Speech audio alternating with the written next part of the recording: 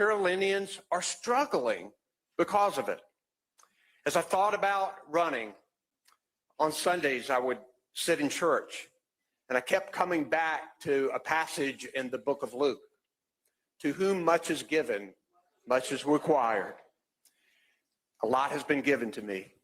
A lot's been required. I thought about my life growing up in Eastern North Carolina, my public school teacher mom, my hardworking dad, my work on the farm every summer until I went to college, the amazing public school education that I got in Nash County, my Sunday school classes that I taught for decades, and most importantly, my wonderful wife and my 3 fantastic daughters. Boy, have I been blessed.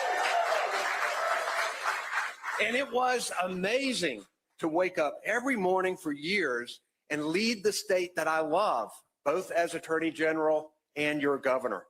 I'm proud of what we accomplished together. Not only better jobs and more health care, but investments in teacher pay, child care, early childhood education, prosecuting violent criminals, taking on child predators, and keeping communities safe. And of course, after years of fighting for it, making health care more affordable for hundreds of thousands of working North Carolinians by expanding Medicaid.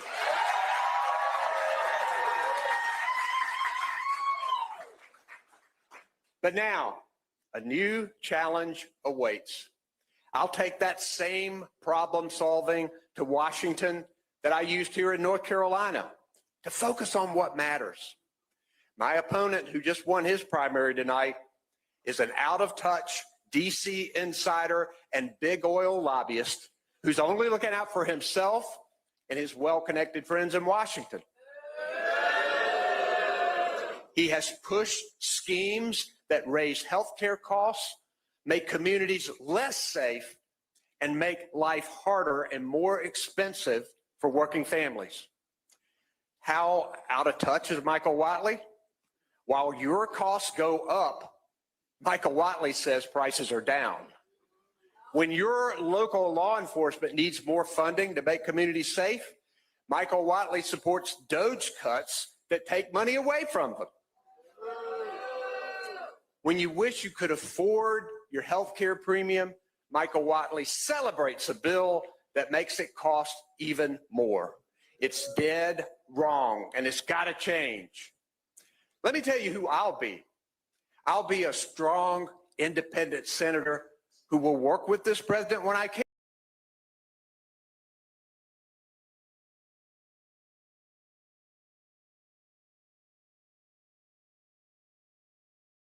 Where we have vote from is from the other half of the district, and that is the Harris County portion. These are this is the suburban northern part of Harris County here. Okay, it's that you could kind of see it there. Toth is leading the early vote there. He's leading Crenshaw by 9 points in the early vote, sort of outside of his Montgomery County base.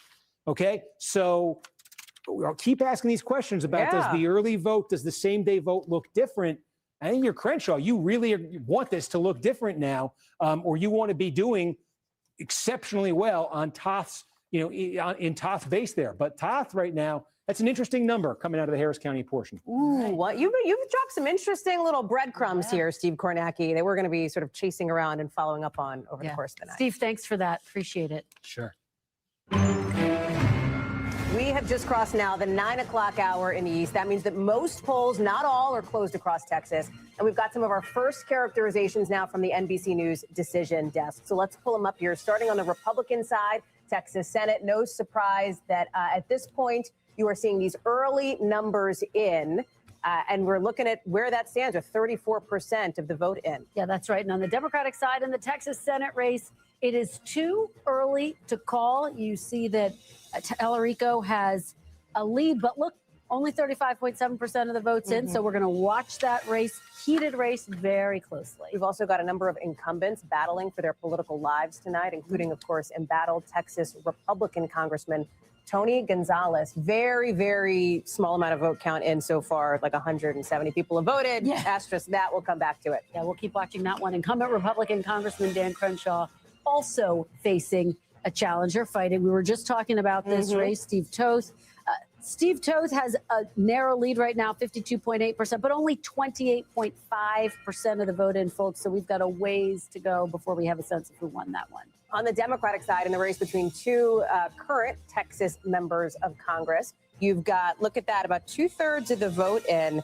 And interesting here, Christian Menefee leading Al Green. This is a race with some generational discussion around it, given Menefee 37 years old, Al Green in his 70s there. We're watching that one. Yeah, one of those that was redistricted. Okay, and in North Carolina's 4th district, where another incumbent Democrat is facing a primary challenge, Valerie Foushee facing off against Nida Alam. 48.6% of the vote is in. Valerie Foushee, the incumbent, with a narrow lead right now. But again, folks, just 48.6% of the vote in. So this is one that we continue to watch very closely.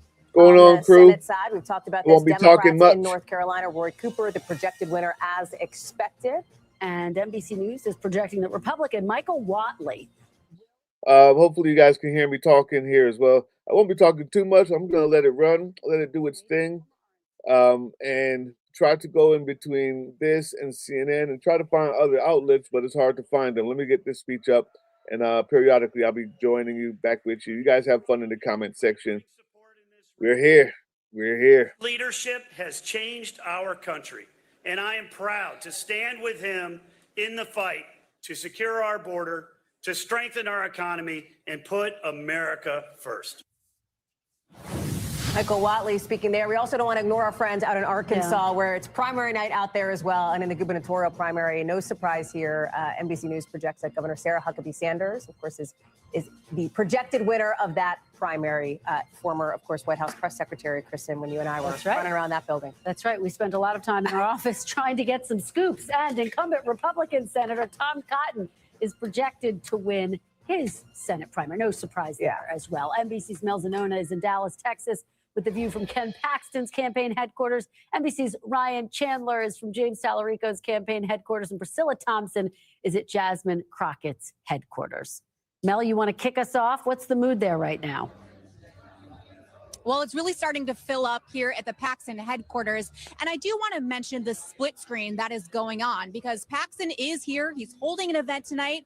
He's got supporters in the room. There's going to be special guests. By contrast, Senator John Cornyn, the incumbent in this race, he's not holding an event tonight. He's just holding a media availability with reporters after we presumably get some of the results in later tonight. And the reason is because they acknowledge this is likely going to a runoff. They say there's nothing to celebrate just yet.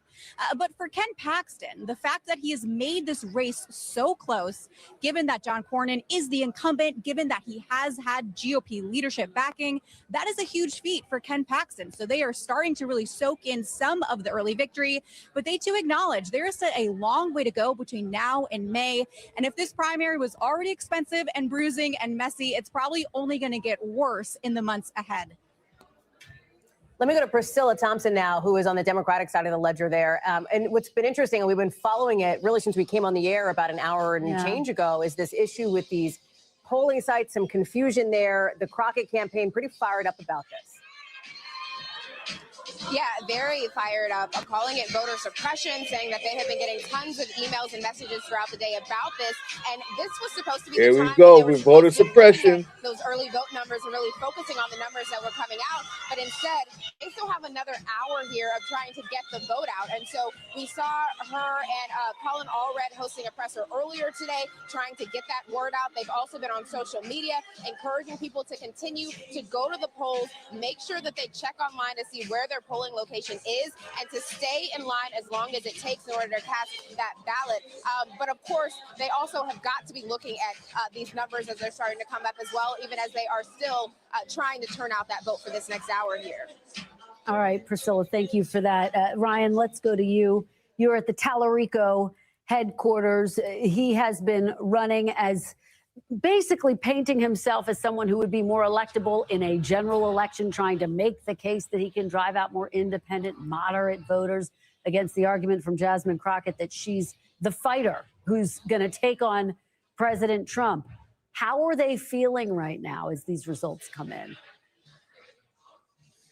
Well, if it gives you a sense, Kristen, every time the results from this race come up on the live stream behind us in this party, everybody cheers. People are feeling optimistic here tonight. You're right. This is a race for them of a peacemaker, of a seminarian who took a break from that to run for Senate. They believe that he has much more broad appeal to put together a more diverse coalition, whether that means age, race, or indeed politics. I've been following Tallarico around from Dallas to Houston to Austin, and I think I've heard him say the words Donald Trump twice. And it is only to say to the crowd, if you voted for Donald Trump, you have a place in this campaign. We are seeing a lot of optimism because people think that message is resonating here tonight. All right. Thank you so much for that, Ryan Chandler. Appreciate it. Stay with us. We'll come back to you early and often. Ryan Nobles, Garrett Hake with us here with deference to you, our Capitol Hill correspondent. Let me go to you, our Texas native, because I think that's particularly relevant background in this I was just listening to Ryan, other Ryan, talk about Tallarico. Better looking. Yeah, well, hey, look, I'm not waiting on Relax, that. relax. Talking about his outreach to Trump voters, and I can't help but think about the most famous Trump voter that he's already recruited, and that's Joe Rogan in Austin. I mean, that was kind of the kickoff moment for Tallarico as a statewide or as a national figure when he was on the Joe Rogan podcast a few months ago, and Rogan said he wanted to see Tallarico run for president. Rogan was such a key endorser of President Trump in that race. He cuts against sort of the typical political grain. He's more of a populist figure. And him kind of laying hands on James Tallarico, I think served as an invitation to a certain kind of, if not Republican voter, at least not a traditional Democratic voter, to take a closer look at James Tallarico. And so to hear him kind of continuing that message, I think is so central to his argument statewide. Can I get philosophical for like a half a second here when it comes to like big picture themes? And like knock me down if you hate this, and Ryan, I'll go to you on this. But this idea of what kind of a fighter do Democrats want right now? And you heard our correspondents in the ground talk about this, and it really in kind of stark relief with Jasmine Crockett, with James Tallarico here. And I'm interested in what we're hearing from a different Democrat, Roy Cooper in North Carolina. And let me just go on this thread here, because he's talking about who he's fighting against. It's insiders, it's billionaires. This is the message that Tallarico has run on in large part in Texas, versus Crockett, who's taken it to Donald Trump. I mean, you heard her, right? President Trump. So who do Democrats need to be fighting against more, Ryan, philosophically here? Is it President Trump? Is it kind of the quote unquote establishment class, the billionaires, the elite, et cetera? Is this race, are these races going to tell us a little bit about that? Is it a cop-out to say all of the above? That's fair. That's fair. I mean, I think that you've got to package a message that checks all of those boxes, right? Yeah. And I think what you're seeing the most effective Democratic communicators do right now is take advantage of this class argument, which cuts across party lines, which cuts across demographics, which cuts across generations, and put at the top of that class argument a guy named Donald Trump, a billionaire from New York City, who is the leader of that class, and say, this is who I'm fighting for. I'm fighting for you, not for Donald Trump and his Mar-a-Lago cronies, and hope that that message resonates enough in a way that fires up the base. That isn't like, there's a lot of Democratic base voters, and I don't think we talk about this enough, who are sick about talking about Donald Trump. What they want is for you to fix their healthcare premiums. They want for you to bring down the cost of eggs, their electricity, and they don't like Donald Trump. They're never going to vote for him. But for you to get them off the couch to vote for the person that's what running. I'm so eager to take the other side of this philosophical argument, because I actually disagree, and here's why. Donald Trump will never be on the ballot again, ever.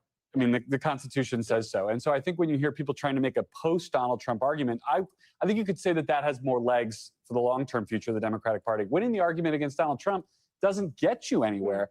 When you talked about a class and a billionaire, I thought you were going somewhere different, Ryan. I thought you were going to say the Epstein class, which is something you've seen a lot of Democrats start to do. They've tried to put a different framework around the kind of billionaire corruption that they see out there that I think kicks it past Donald Trump. But I'll say one other thought on this, and then I'll stop being philosophical, because you said we could only have a half second. The idea of what kind of fighter do you want to have? A lot of professional political operatives talk about this. You cannot make policy until you win. Okay? Whatever else you think matters, you have to win the race first. And so, like, to fight Donald Trump sounds great, but you have to run to win the race that you are in before you can do anything about anything Donald Trump has done. So let me ask you, and I do want to go back to Speaker McCarthy, but I want to get you all hanging out. Still hanging out with us. Once Ryan and I were here, he couldn't. That's right. I want to get you on this point, which is that the State of the Union is so often a blueprint for what Republicans, the party in power, should run on. And a lot of Republicans who I've spoken to, Garrett, feel like it was a little bit of a missed opportunity that they didn't hear from the president. Hey, I understand that the economy is not yet working for you. What are you hearing? And do you think that is a real concern for Republicans? I think it's a concern for Republicans who aren't Donald Trump. Candidly, I think that's not something that's in Donald Trump's toolkit. Donald Trump is never the empathizer in chief. That's just not how he operates. I think the closest you got to hearing from that, hearing him say that during the State of the Union and hearing him say it in general, is to say, yeah, it's not as good because Joe Biden screwed it up. To essentially hang that on. He's not the empathizer in chief. You're right about that, Garrett, but he is the salesman in chief. Yeah. Well, that's right. And I do think that the Republicans that I'm talking to are really frustrated because they stuck their necks out and voted for the big, beautiful bill. They're sticking their necks out, perhaps to take a tough vote on health care or not to extend the premium tax credits, for instance. And they don't have the man with the bully pulpit backing them up and taking that argument on the road and telling voters, hey, and nobody does it better than Donald Trump saying over and over again, something I did is great. And for some reason, he's not doing that with his agenda right now. Well, Mr. Speaker, let's get you in on this conversation here because it feels relevant to, I think, the perspective you may have here. As a Republican who wants to see Republicans win, get vulnerable with us here. Take us into your soul on this. What do you worry about more? Which message from Democrats do you worry about more when it comes to sort of this fighter piece of it? I don't see a message from Democrats. They're still running against Donald Trump. Ask Kamala Harris how well that played. It won't play anymore.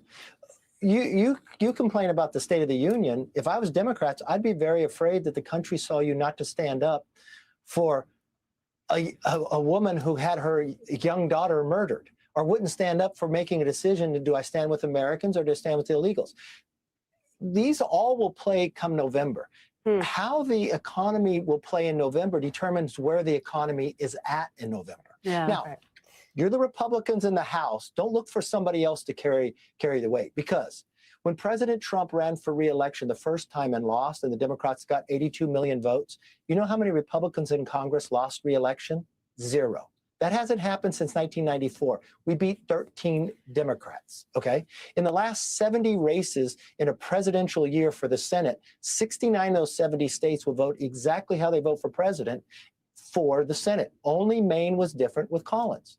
But President Trump won Nevada, Arizona, Michigan, and Wisconsin, and the Republicans didn't, so they underperformed. Now President Trump wins this presidential election, but he wins it by the popular vote, which is very difficult for Republicans. And Republicans lost seats in the House. They underperformed. So the people who went and voted for Trump didn't vote for you too. So use the majority. Use the majority each and every day. When the Democrats shut down the House, you shouldn't have shut the House down well. You're in power. You determine what comes to the floor. We have lost more discharge petitions in 3 weeks than in 30 years. We are sitting at almost to break the record in 2018 for the most retirements. It's easier to pick a seat up when it's open than when you're running the incumbent. We have a money advantage for Republicans because we have President Trump. We have more money. The Democrats don't have much money. Their polling number is not great.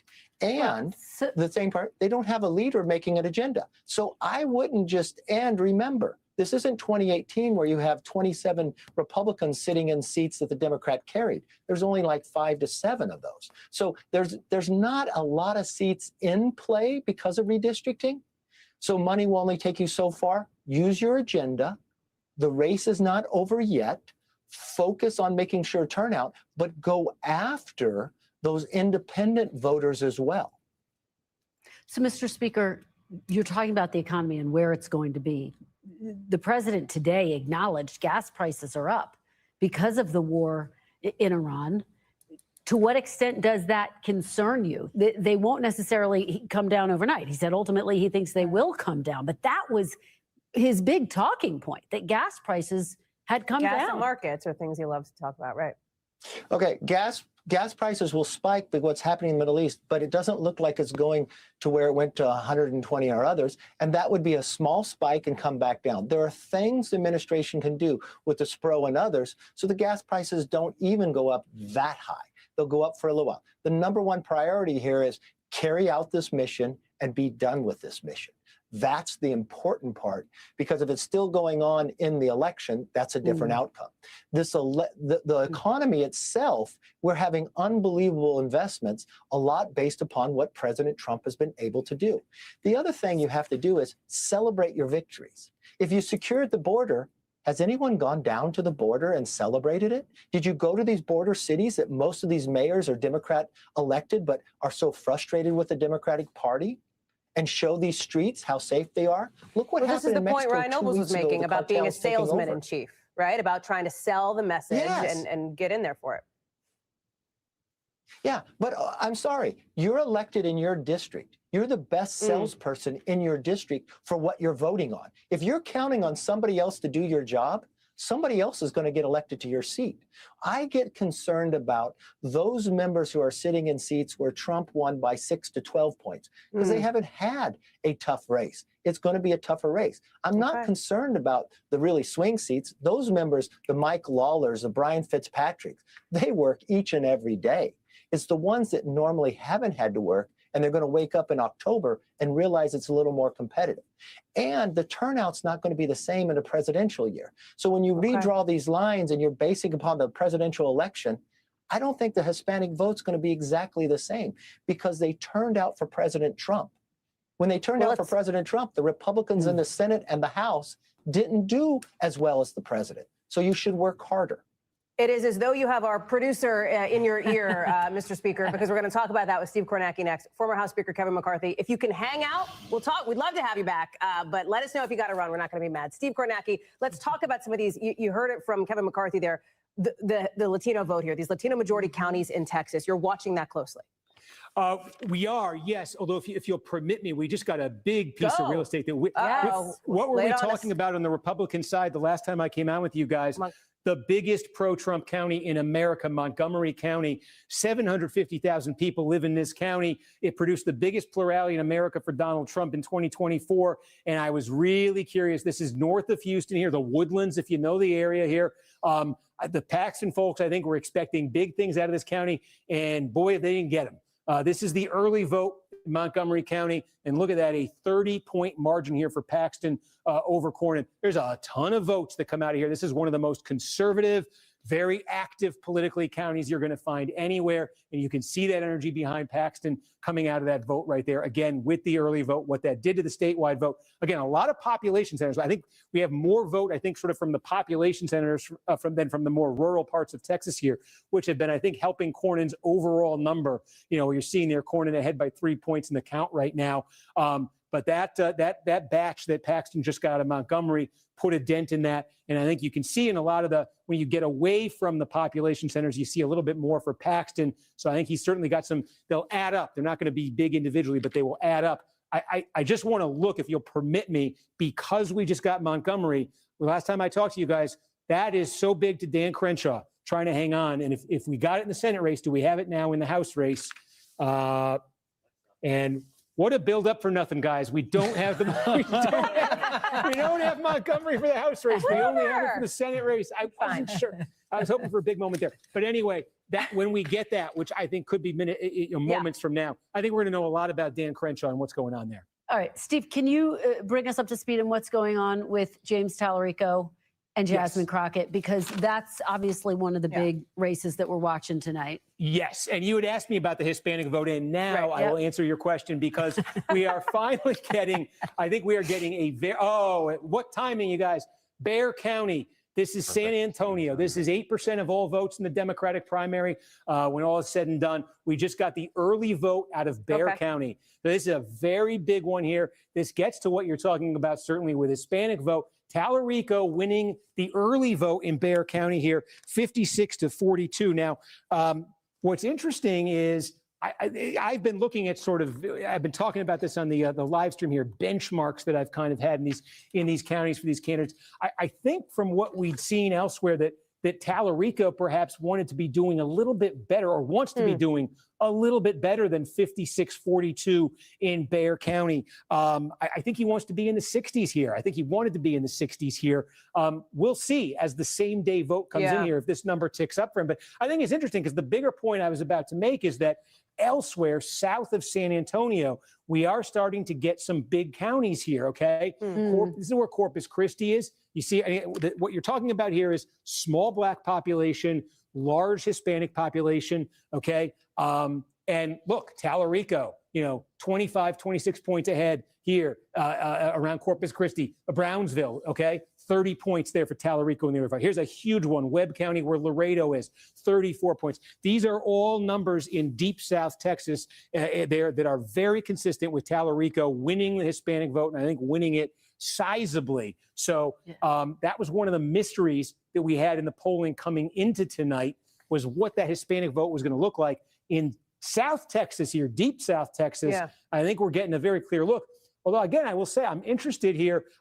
Based on what I've been seeing there, when I clicked on Bexar County, I was expecting to see a bigger number for Tallarico out of there. So overall, what that adds up to here, again, this is early vote that's been coming in. We're waiting to compare it to the same day, and I can't stress it enough, we don't have Dallas County, Crockett's home county here, but in the early vote, 7-point advantage for Tallarico right now. I was just going to ask you, do we have a sense, obviously we don't have Dallas County yet, but any sense of how the African-American turnout has been? Obviously, Jasmine Crockett making the argument that she's the candidate to best turn out the African-American vote. Yeah, I mean, again, so the counties that have sizable Black populations, where you would be looking, East Texas here, this thing, I gotta get this right here. So here you go. This is where Beaumont is. Jefferson County has the largest share of Black population of any county in Texas. There are no majority Black counties in Texas, but Jefferson County has the highest concentration of Black voters. And look at that. Crockett running at 80% here with, this is the early vote, but this is 2/3 of the vote. And again, this is expected, I think. I in fact have a benchmark written down here for Crockett, 80%. I think she needs to get 80% out of Jefferson County. She's running at 80% in the early vote right here. So let's see if that continues. But that's consistent with the candidate who is winning the Black vote by overwhelming margins. So, Steve, we're about 36 minutes away from, obviously, the poll closed there in Dallas County and in that section of Texas there. I would never ask you to make a prediction on a crystal ball, but if you were looking at sort of the next big places where you're looking to see vote drop in either in Texas, what's the thing you keep refreshing? Bring us up there with you. Yeah, look, I don't mean to take the easy way out on this, and I'm not refreshing as we know it's 10 o'clock, but it's Dallas because, this is, how many votes are coming out? What about Harris? What about Harris County? Yeah, so we've got this is the early vote from Harris County here. Crockett leading this by 8 points. So yes, I think this is a county that Crockett needs to win. I think she needs to win this, county by several points. I think when we looked at this one going in, it looked sort of like a toss-up, like a swing county. I think this is one, if Tallarico is winning this, Tallarico is feeling great about where he is statewide. This is early vote. So yeah, what happens here? Now, the warning I got to give you on Harris County is they're notorious for giving you the early vote, and then the next day you get the same day, like 2 a.m. you get the same day vote. So let's see. Okay, we will see. We're hanging out with you. Guys, we got Crenshaw. Do you want to see it? Yes, go. Let's go. Yes. Do we ever? Okay. Wow. Wow. Okay. This is Montgomery County. The Woodlands. Wow. This is the early vote. Again, this is Toth's base. I apologize. I've been saying it wrong. I only read these names on paper sometimes. But look at this. A monster margin in the early vote over the incumbent. 28 points. This is Toth's base, Montgomery. This is Harris. The other half, he's also leading the early vote there. What that means is 60% of the vote is in this district, and it's a 7,500 vote margin, nearly a 20-point margin for Toth over Crenshaw. Would need to win the same day vote in the mother of all landslides if he's going to catch Toth at this point. Remember, Crenshaw, the only Republican without Trump's endorsement incumbent in the House side in Texas, and starting to look like he needed it. Steve Kornacki delivering the drama. Wow, that is high drama. And Ryan, this goes back to your point about a purity test. Dan We talked about it on the Crenshaw, Democratic side. But yes, this is a purity test on the Republican side. Toth's been making the argument, no, I'm the MAGA candidate. Dan Crenshaw is someone who has, in some instances, Ukraine, for example, broken with President Trump. Backed by Cruz, backed by the Freedom Caucus PAC, et cetera. And you know what's interesting about the difference in the purity test on the Republican side versus the purity test on the Democratic side? Yeah. The Democratic side, it can be a little complicated. There's a lot of different issues and a lot of different boxes you need to check to win a Democratic purity test. There's only one on the Republican side, and that's whether or not Donald Trump likes you. Yeah. And for whatever reason, Dan Crenshaw has gotten sideways with Donald Trump. Ukraine might be one of the reasons. There's some other examples of him not necessarily towing the MAGA line. To be very clear, he toes the Republican Party line. I mean, Dan Crenshaw's voting record is as conservative as anybody's in Washington.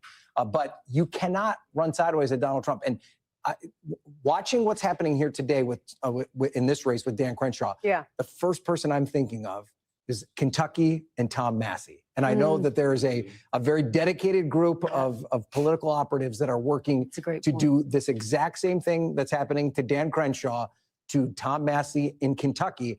And Dan Crenshaw has a muted resistance to Donald Trump. It's one or two issues. Tom Massey's gone all in on opposing Trump. Could this be a bad sign for him going forward? I think that's what we see playing out right here. Different dynamics in those races, but still super interesting when you look at this Crenshaw-Toth race. And Kristen's made the point about the non-endorsement, no endorsement from President Trump, the distinction there. You got to also look at both of these candidates. You know, Steve Toth, a familiar face on the cables. You know, Crenshaw is too, but these are people that get out there, deliver a message. You've got a sort of cable factor involved in all of it as well. Yeah, and it'll be interesting if Crenshaw ends up losing this race, because he really would be going out kind of the same way he came in. The same things that people liked about him when he first ran for office are now being used against him. He had this national security background. Obviously, he was a former Navy SEAL. He was thought of as kind of a straight shooter. Am I getting That's the music. Like call a state? What do we have? I got to sneak in a super quick break, but I promise we're going to be right back. We've got Kornacki, we've got the table, we've got our political pros, tons of people. Stay with us. That's right.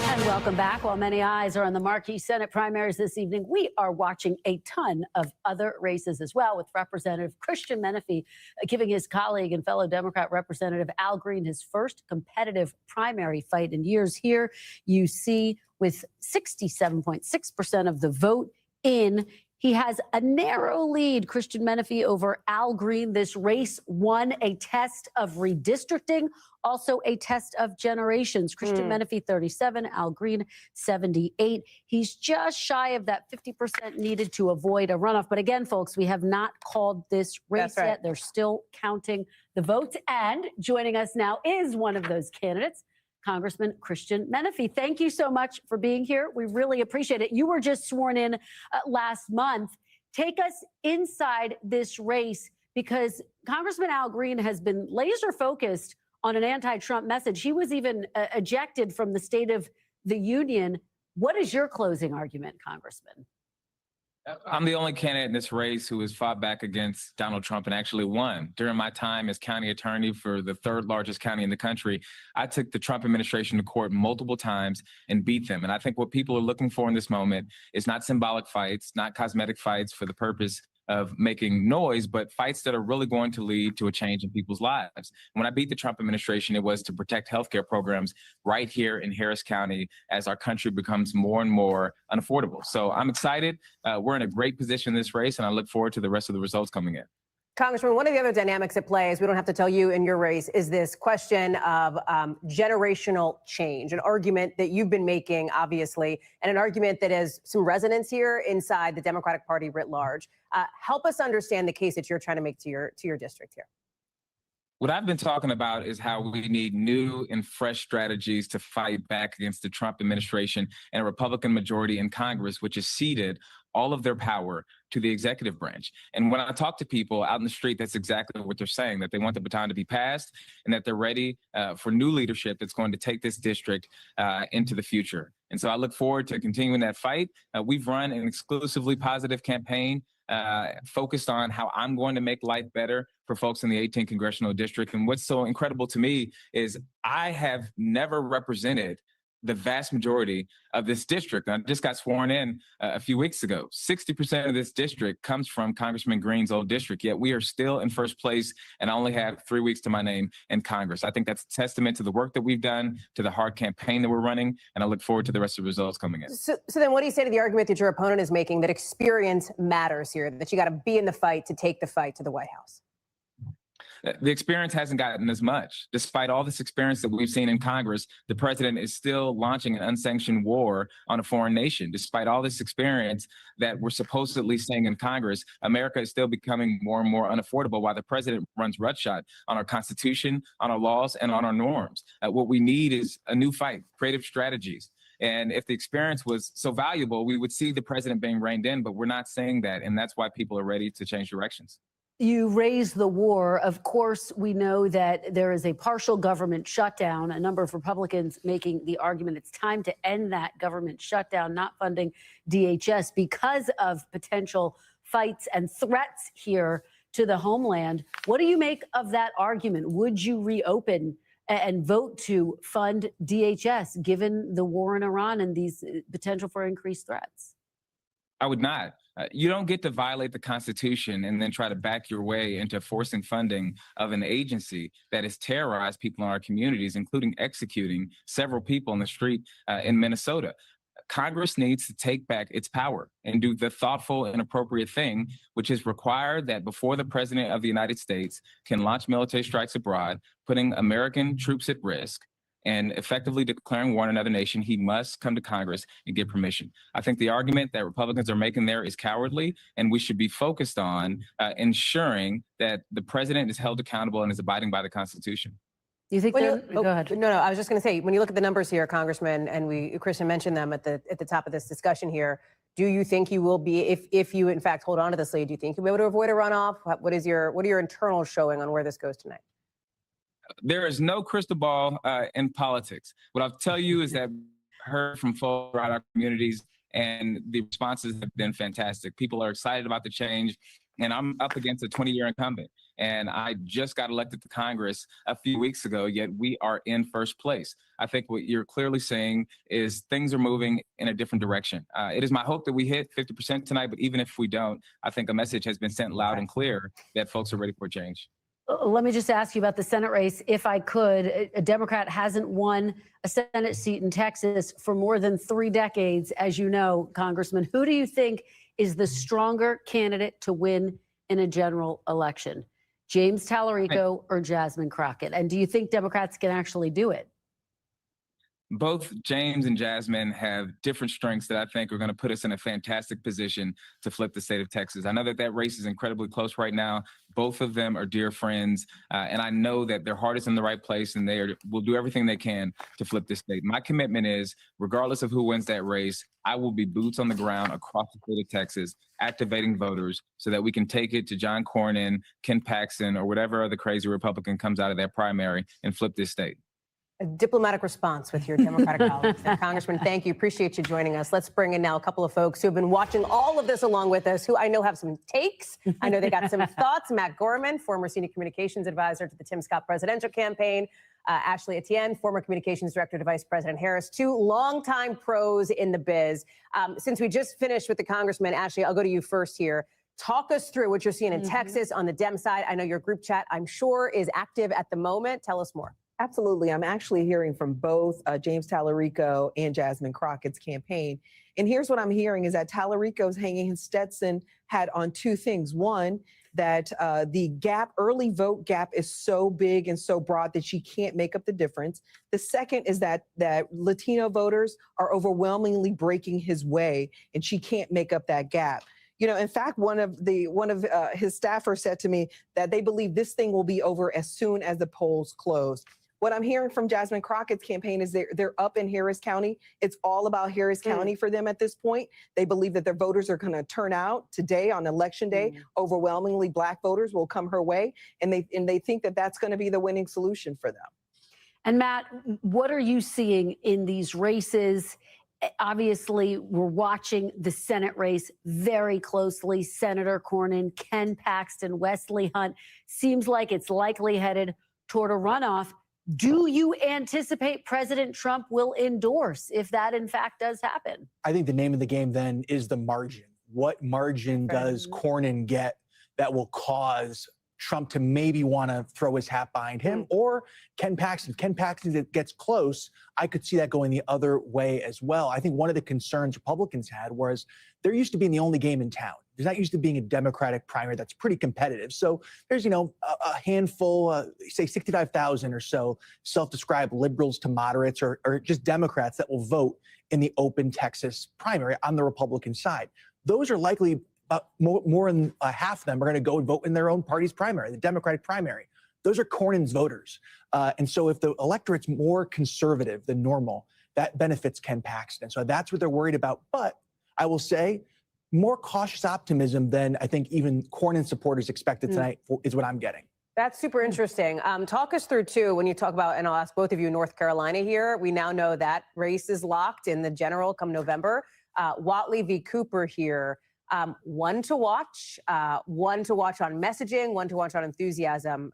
Matt, we'll start with you. No, absolutely. And look, if this is competitive, the Texas Senate seat, and you're spending $100+ million, that's diverting resources from places like North Carolina, where look, Roy Cooper's a good, strong candidate. Michael Whatley is a good candidate, but a first-time candidate. So he's going to need a boost, especially with some money. That's also Susan Collins and Alaska, as Kevin McCarthy mentioned, but also Georgia, right? So Texas tonight affects places like North Carolina. But, you know, even as we start the dawn of March, we have our first general election matchup in the state of North Carolina here, Whatley v. Cooper. Ashley, what do you see in North Carolina? I talk to Republicans. They say, sure, this is going to be competitive, but they think ultimately Whatley can pull it out because they are, as Matt's saying, going to divert resources. I mean, here's the reality. I mean, Cooper's going to run on his record as a governor. He's an exceptional governor. He was able to sort of pull together a big, broad coalition, not just Democratic-based voters, but also Republican, disaffected Republicans. We've got a situation now where we've never seen before, where the American people, including those in North Carolina, are feeling down on this president's economic agenda, are feeling like the direction of the state and the country is not going in the right direction. So Cooper's got an incredible advantage. What I'm going to be watching is to see how he creates some distance between himself and the Democratic Party going forward. Talk about, when we talk about North Carolina, Ashley, too, how you see this race we've been talking about, Valerie Foushee, Nita Alam, and this sort of progressive versus very progressive primary that could be super interesting here. Foushee has the support of a lot of the Democratic establishment in North Carolina. Obviously, Nita Alam has the support of Bernie Sanders. Getting a quick gut check here. Thank you, control room. I was just about to ask, 73% of the vote in. And you can see, listen, Valerie Foushee right now has a lead. Obviously, we haven't even characterized this race yet, Ashley. Yeah, I mean, I think what you're seeing at play here is a growing sort of litmus test within the Democratic Party around Israel, Palestine. I think the war in Iran and the attacks in Iran are going to only amplify this. We saw this play out in the November election, where it was a sort of a drag on Kamala Harris's campaign. This is now a major issue within the Democratic Party. And it also breaks not just progressive, but it also breaks along race lines. I've seen it play out in against Jasmine Crockett. You know, you've had Black pastors that have put op-eds in the New York Times about this particular issue, bashing Democrats. So this is really a new sort of dynamic for the Democratic Party. It's going to continue to define the identity of the Democratic Party. And I think a lot of incumbents who've taken AIPAC money are finding themselves in a tough spot. Let's not forget that there's, you know, a sentiment going around the internet and social media where they're calling Hakeem Jeffries AIPAC Shakur. So this is really a problem, a thorn in the side of the Democratic Party right now. And they don't know how to address it. Ashley, you take me to my next question, because Matt, weigh in on this from the Republican side, how you see the war in Iran impacting these midterms. Now, President Trump has said he expects it to go maybe 4 or 5 weeks. Okay. But it has, or potentially longer. We're seeing divides in the MAGA base so far. And I think the question becomes about turnout. Could this potentially depress turnout in some of these critical races? We know President Trump's going to be out on the campaign trail, But if his voters aren't feeling energized, could that have an impact? You know, I saw a poll just before coming out here tonight that, you know, it said the voters overwhelmingly, 77 or so percent, according to a CBS poll, if the war only lasts days or weeks, 77%. But it starts ticking down the longer it goes. And I think that's going to be key. And look, though, even a CNN poll today said, you know, Republicans, conservatives, 77% also support that. So look, there's some loud folks, Marjorie Taylor Greene and others that are, again, it's more Israel-centric is their criticism, I think, more than the war. But the key is, how long does this last? Days, weeks? That's one thing. We're talking months. That's a different scenario. But Kristen, we're already seeing in the state of Texas where Republican turnout is depressed.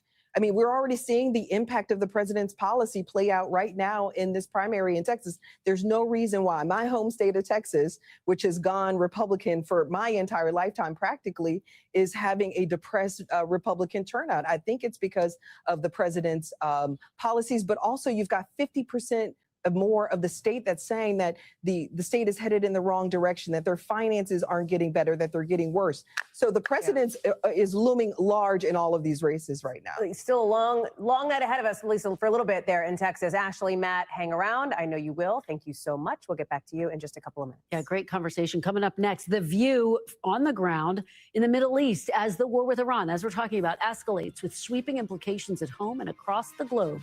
You're watching an NBC News Now special coverage.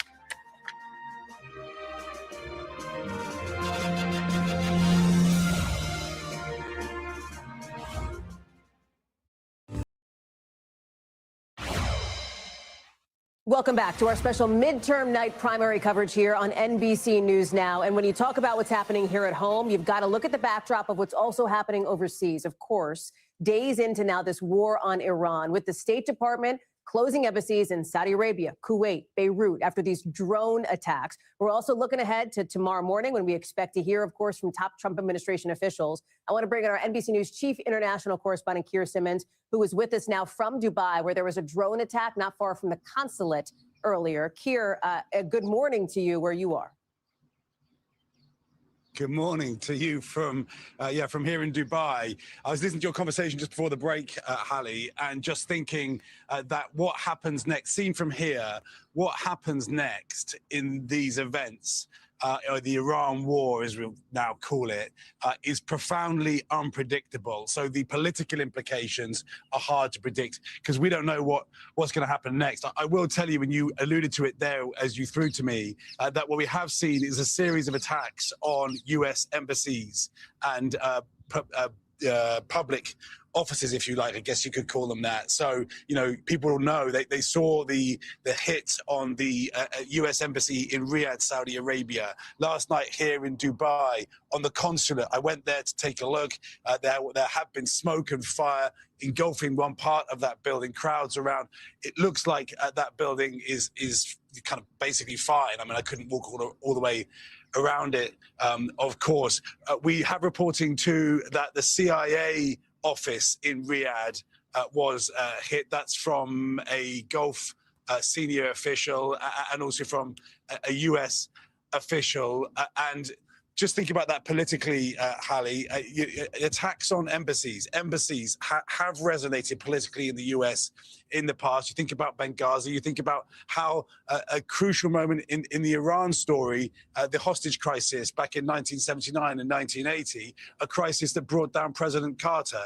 So this is a very, very tense part of the world right now, and it was ignited by the decision that President Trump made to launch that war on Iran, with Iran, and that is the moment at which he had the most decision-making power. Now, how long this lasts for, certainly the bombardment continues in Iran. The numbers dead there heading towards 1,000, much fewer dead here, including some American servicemen and women, of course. But one of the questions about how long it lasts will be about whether or not, I'll just tell you, I've been here for days. I live here, of course, and there have been booms and explosions and drones flying overhead night after night, day after day. It is calmer now, and it is extraordinary the way that the United Arab Emirates has been able to defend and intercept so many of those Iranian munitions. More than 90% have been taken down. But all you need is a black swan event for the Iranians to do something really politically, with real political ramifications, and things can shift. Keir Simmons, live for us there in Dubai. Keir, we're so glad to have you. Thank you for that all-nighter. I know it's been sleepless for you ever since the start of these strikes Saturday morning. Thanks. We'll be right back with much more coverage of our 2026 midterm primaries right after this.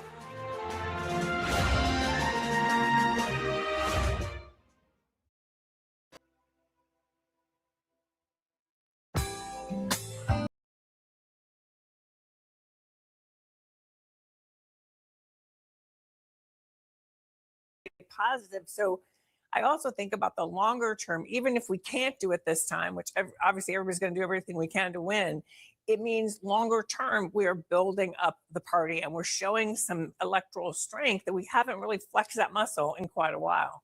That's right. And also, I just want to say on the issues on Latino voters, one of the things and why Trump won Latino voters last time around is because he was talking things about the border. He was slamming Joe Biden about how our border was insecure.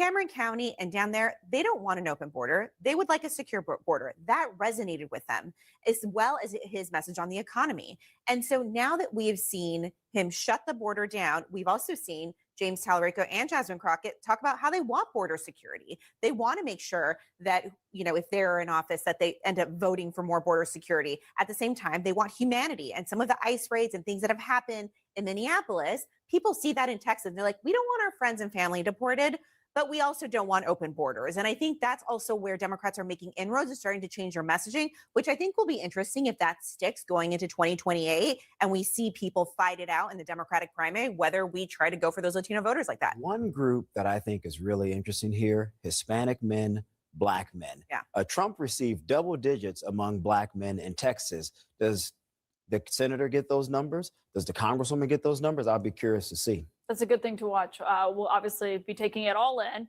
and continuing to watch these votes come in tonight and see if we get any projections in the next few moments. Up next, you have to see this. It was the Homeland Security Secretary testifying on Capitol Hill today. She was being grilled not just by Democrats, but also a Republican who said he thought her leadership was a disaster.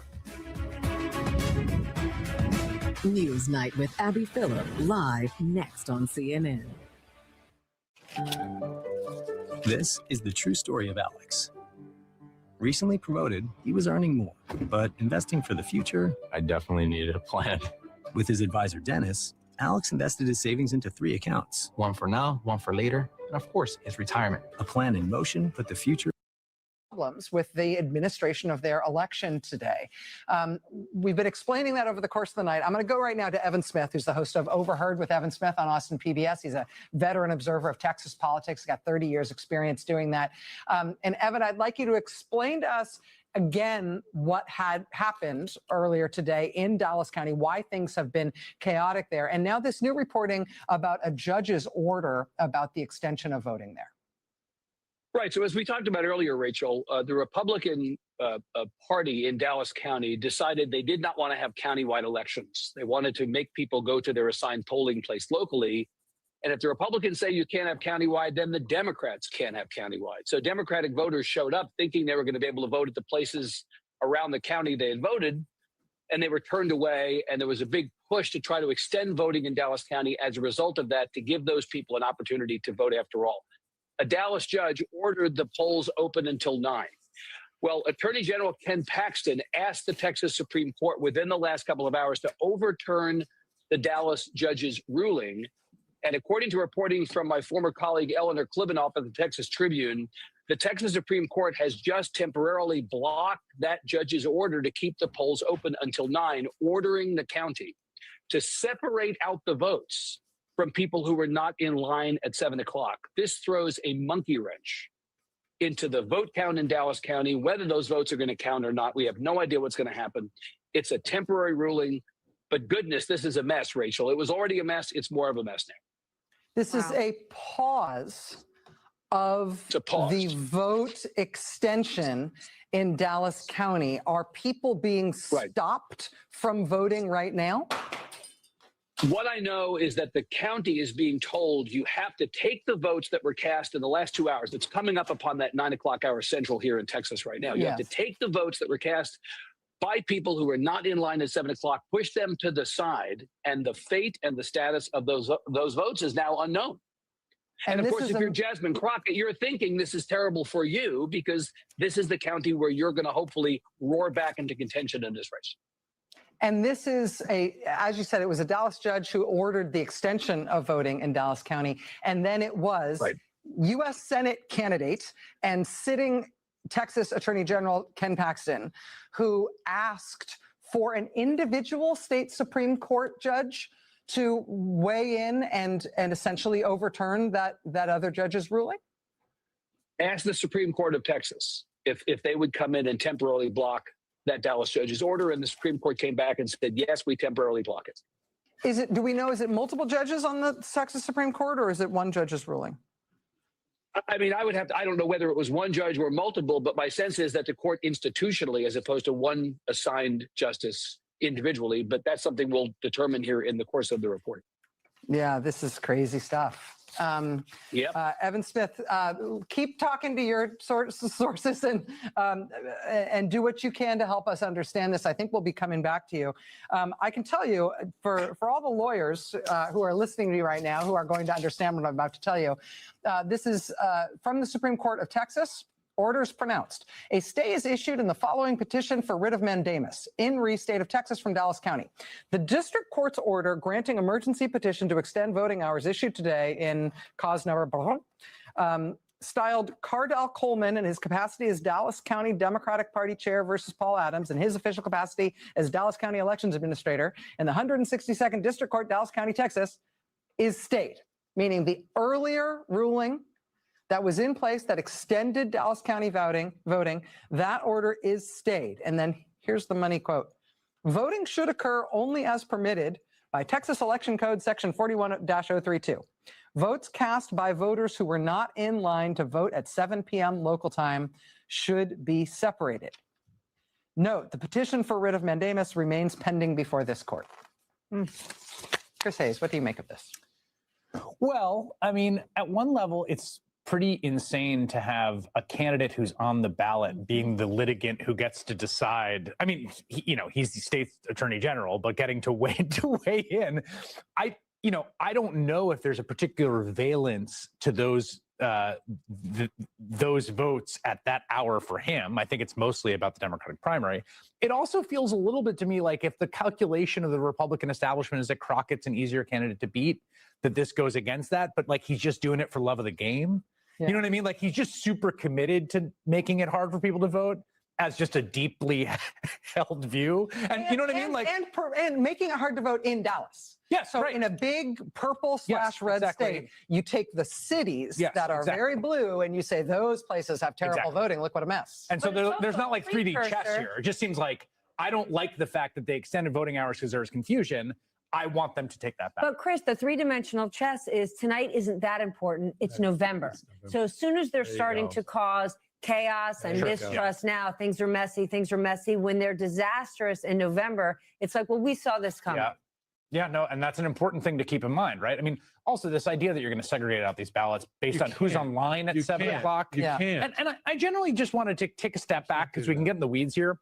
There is no reason to think that there's any illegitimate or fake votes in the entire pool. Yes. There's no reason to think any of that. No voter did anything wrong. No one did anything wrong. There was confusion. So like you should always default to what will allow the most amount of actual legitimate voters to cast votes in an election. Again, whoever it is, whether that would benefit a Republican candidate or a Democratic candidate or the candidate you want or the candidate you don't, like just as a general principle. Yeah. And one of the things that's crazy about the world we live in, it is increasingly going to be the case that there are going to be places in which lower voter turnout would probably help Democrats and Republicans.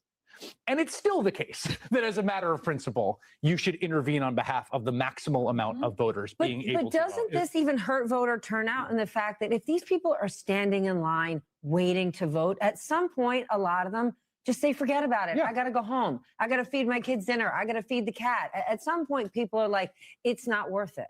They do. But I would bet that's a smaller percentage of the people standing in line, number one. Number two, again, Republicans using the boniest part of their head right now in looking at this are not understanding what they're doing. They're setting up Texas to flip in November because they are systematically pissing off the voters there at the end of the day.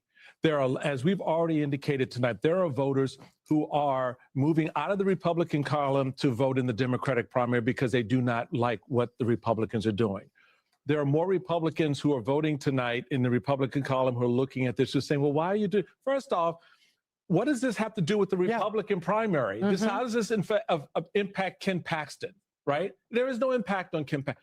To your point, Chris, this is a maximalist impact that they can bring to bear on what they want to label as corruption. To your point, it sets up the argument and the narrative that they want to put in place this November across the country.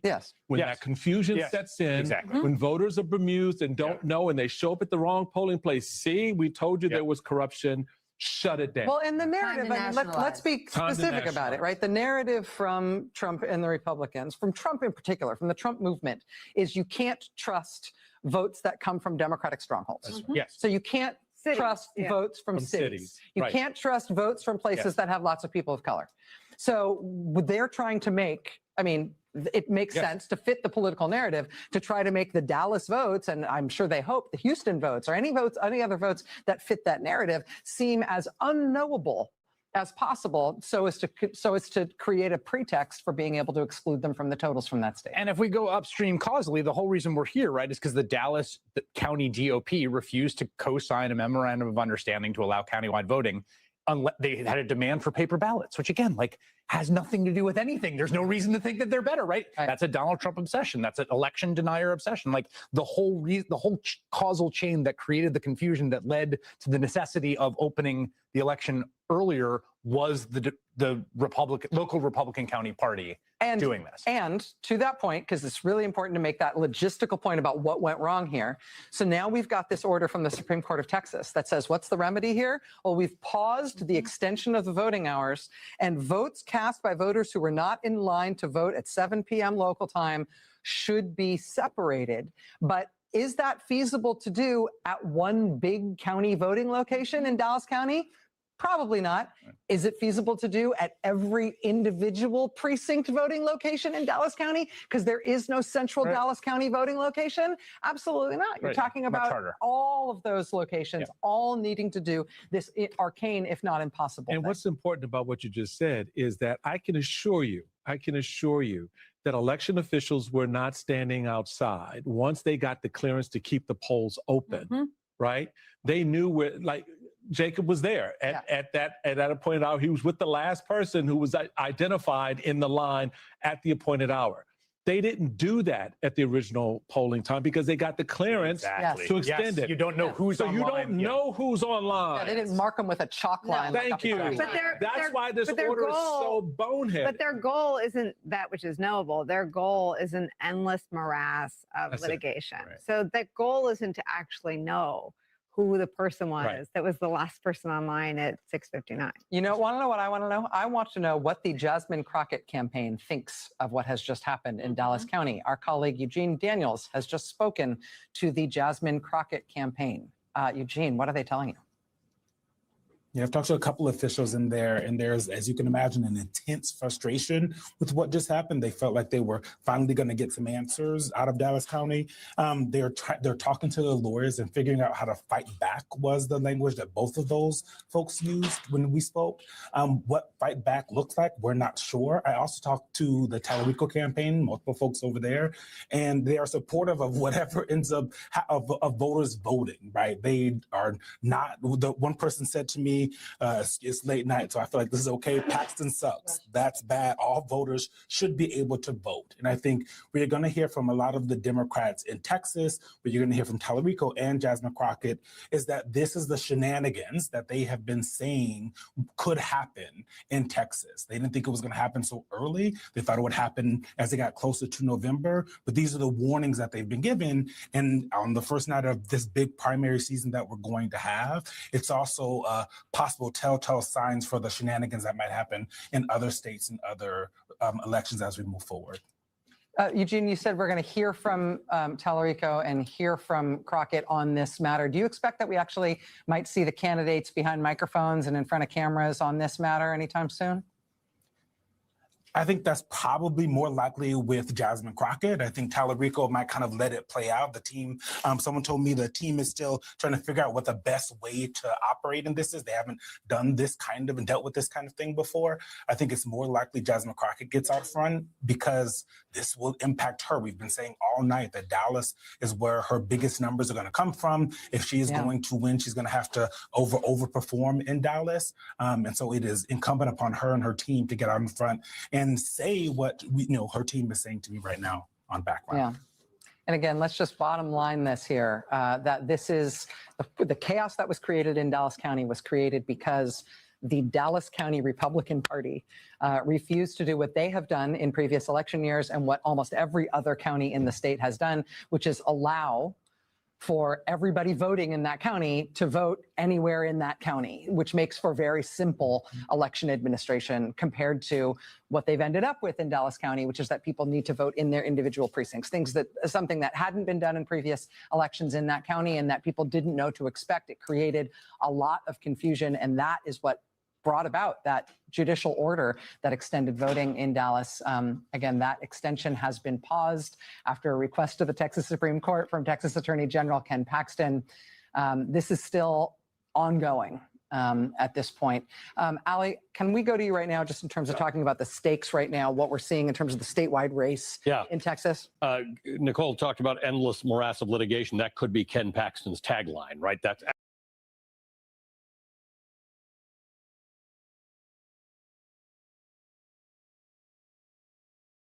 are crucial to Crockett. So what kind of margin are we talking about that Tallarico would have to bank that would make whatever vote count doesn't necessarily, is contested in some way, shape, or form because of this court battle? How big of a margin would he have to go in where ultimately that wouldn't matter? I mean, the votes will get counted at some point or not counted, but is there a margin in which he would feel comfortable enough that he wouldn't have to worry about that outstanding vote that's being haggled over in court? Yeah, you know what? In fact, we can, Adam. What's the current expected vote out of Dallas County?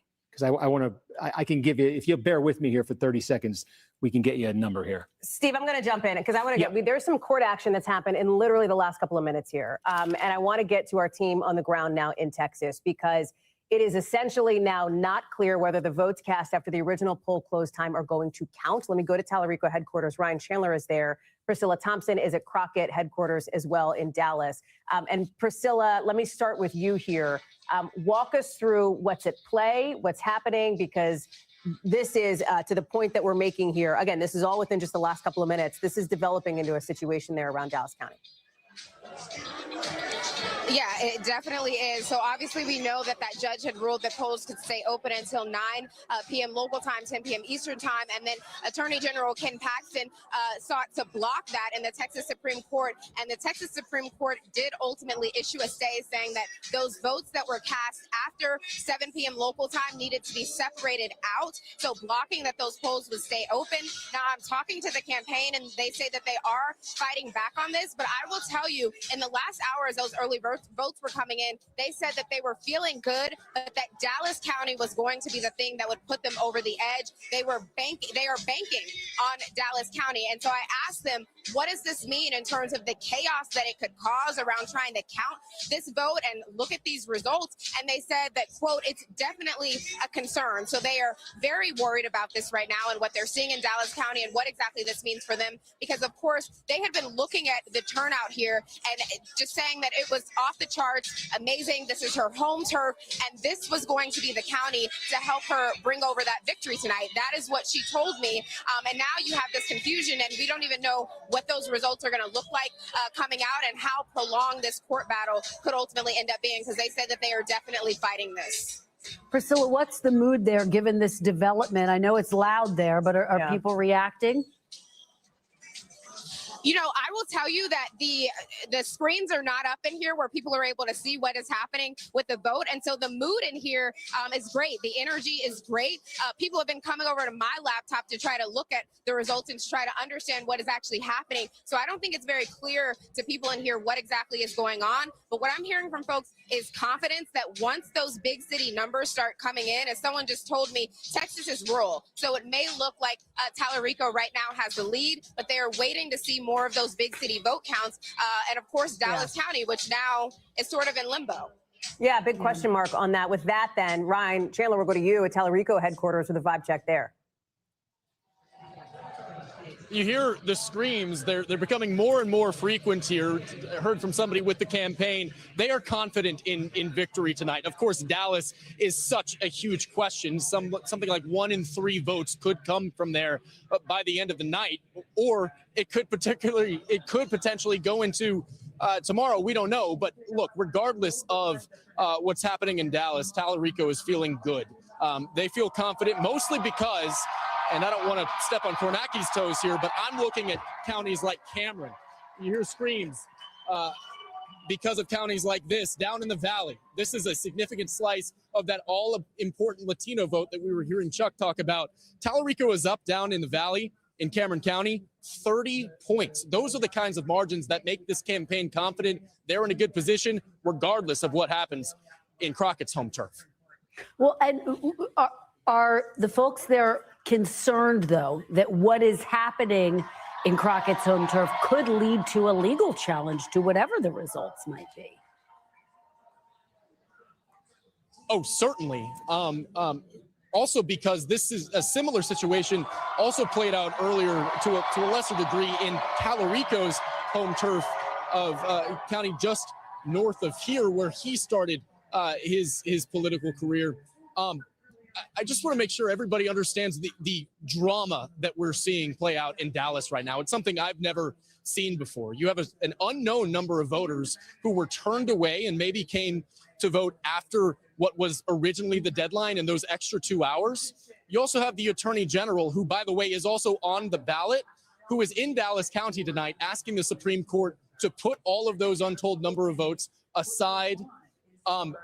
This has the potential to turn very messy. And if I were the Crockett campaign, I would be demanding a quick resolution so we figure out where those votes went. Ryan Chandler, live for us there at Tallarico headquarters. Ryan, thank you. Well, and I think Ryan captured it as we turn to our friends here at the table. Garrett, you are talking about a lot of votes that could potentially be in question and the messiness of it, right? I mean, right now there's a big question mark over how this is going to get resolved, when or if. What do you make of that development?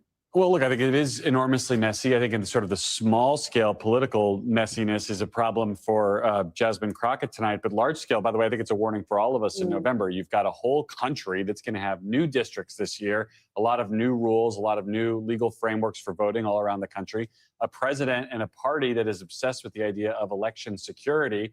And here you see, I think, also the impact potentially of a Republican Attorney General here in Ken Paxton, who is also on the ballot, who also still wants Donald Trump's endorsement, involving himself in a heavily Democratic county on an election night. So there are a number of factors in play here, both sort of like, again, the small term impact on this Tallarico Crockett race, and I think sort of larger term warning signs and a reminder for people of all the sort of things you have to watch out for in this coming election. I just want to ask our control room. We just saw a shot of Jasmine Crockett speaking, I think, at her headquarters. I don't know if that was live. We're going to work on that in just a second. But Ryan Nobles, wait, I think I hear it. Let's listen in for just a second here, because obviously this Dallas development is critical to her campaign. And so once there was a court order saying you had until 9, I'm sure that there were people that joined the line after 7.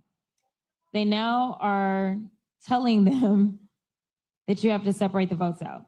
What this means is that we will not know what votes are to be tallied from Election Day out of Dallas County. For sure, we won't know that tonight. So knowing that Dallas County is a big dump of votes, we, in my opinion, will not know the election results overall tonight. We need to see the Dallas County votes to see where they are. I mean, if the early vote comes in, which we may have the early vote soon, if it comes in and I'm losing Dallas County, then we know kind of where this thing is going. So, so that's my news, is that we're not going to have election results tonight, in my opinion, based upon what specifically is taking place in Dallas County. Unfortunately, this is what Republicans like to do. And so they specifically targeted Dallas County, and I think we all know why.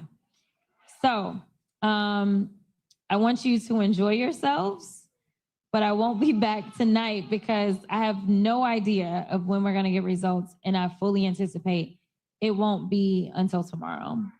So I love y'all too. Thank you so very much for being here. That was extraordinary. Dramatic out of developments here out of Dallas County for Jasmine Crockett. And I want to get straight to Steve Kornacki on this because, Steve, I think the question now, and you heard her lay this out, she says, if we don't have the results in Dallas where she's expected to do fairly well, stronghold for her, we don't have the votes for tonight. So let me ask you, I don't know if we know, will the vote in Dallas make enough of a difference at this point in the race? We just got the vote from Dallas. Now, we don't know if this is that whole issue of the 2-hour window you're talking about. So I want to say that, before I show you this, but we did get a substantial amount of vote in Dallas. This is the early vote. So I don't know what's going to happen in Dallas County after this, but this is the early vote. This is the vote cast before Election Day.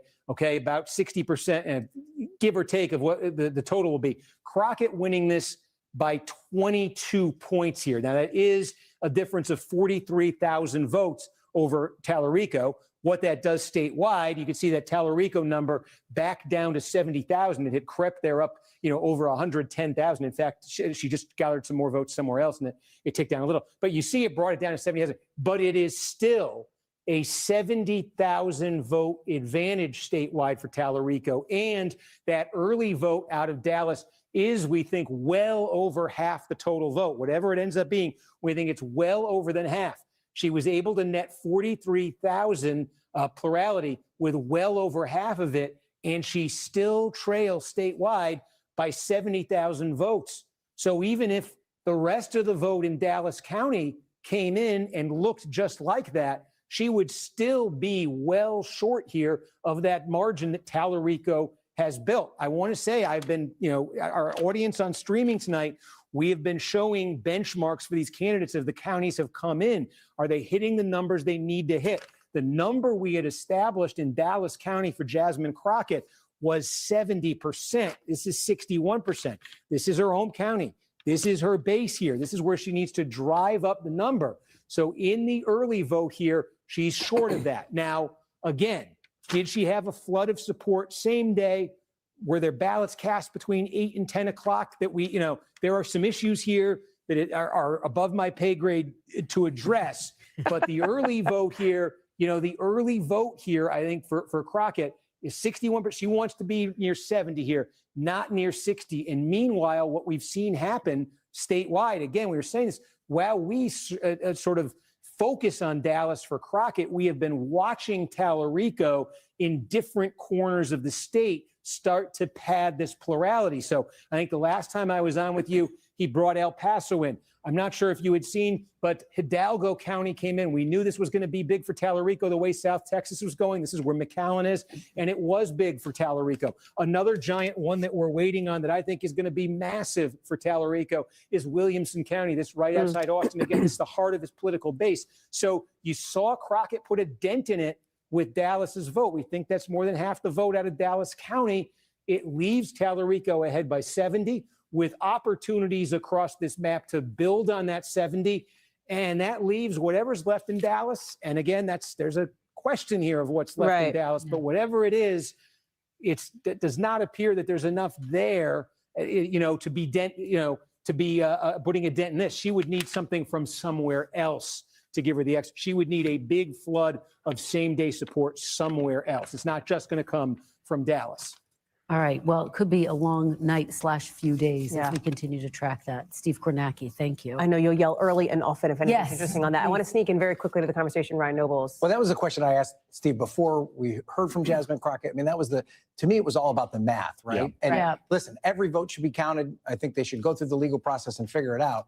But I think we can practically say that there probably are not 75,000 people that voted in Dallas County in the last 2 hours that are open, that is an open question right now. And so I think the question for Jasmine Crockett now is the Democrats are heading toward a situation right now where every single Republican I've talked to tonight says that the Paxton-Cornyn race is going to a runoff. Every single Republican believes that.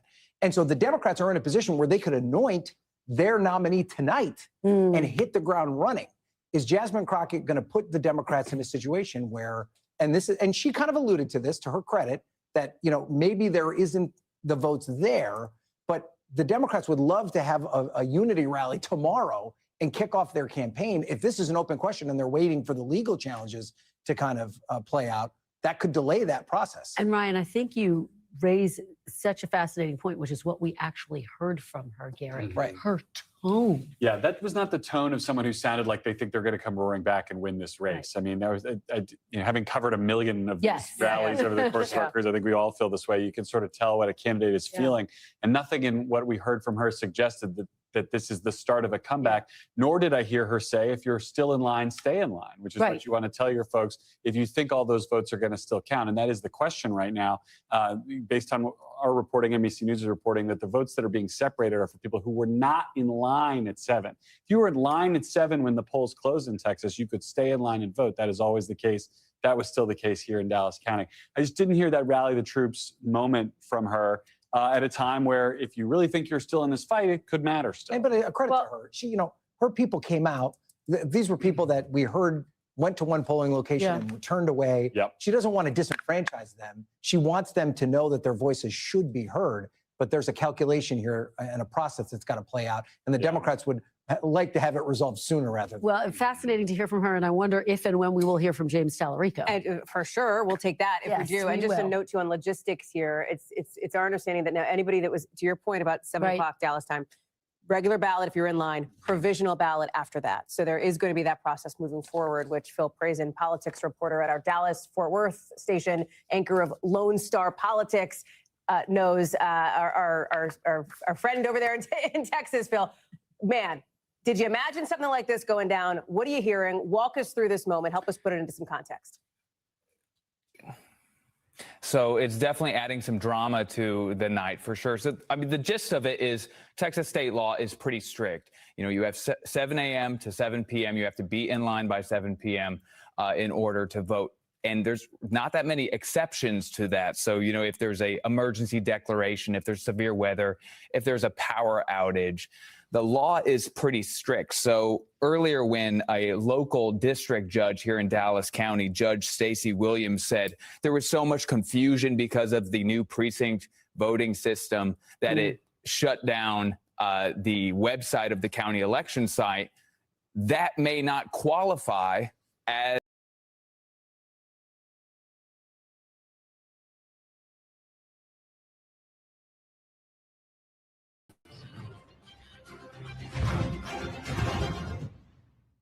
My moderate to severe Crohn's symptoms kept me out of the picture. Now I have Sky. At least 9 so far. I've made the statement very strongly that if they start killing people like they have in the past, we will get involved. He wanted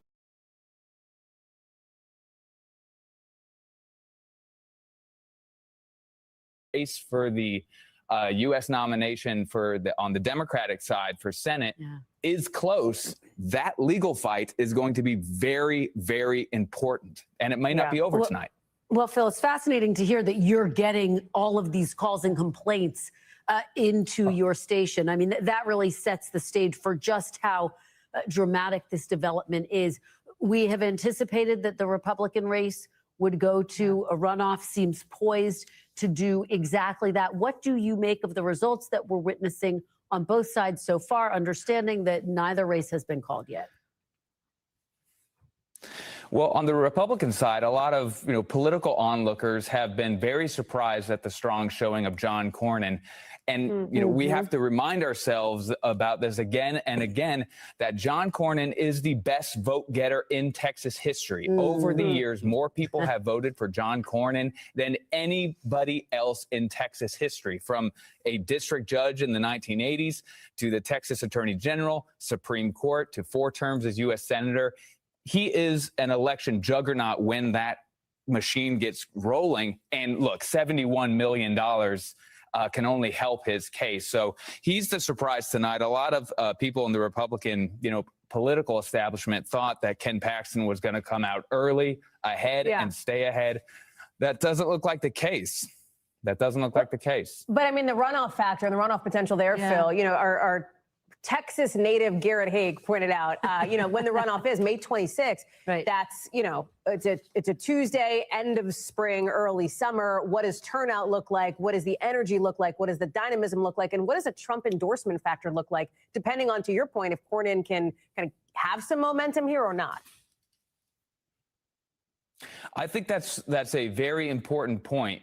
Does a #1 finish tonight by Senator John Cornyn, is that enough to convince President Trump to endorse him over Ken Paxton? Remember, he said he likes all 3 of them, but also that the president wants to endorse the person who's eventually going to win. So if he's the #1 vote getter tonight, that's a strong argument from his side. Well, and Phil, let me just ask you, because Democrats are obviously eyeing this seat. They have assessed that Ken Paxton would be the easier candidate to beat. They think, for all the reasons you just laid out, Senator John Cornyn would be tough to beat in a general election. Democrats have been eyeing Texas for decades.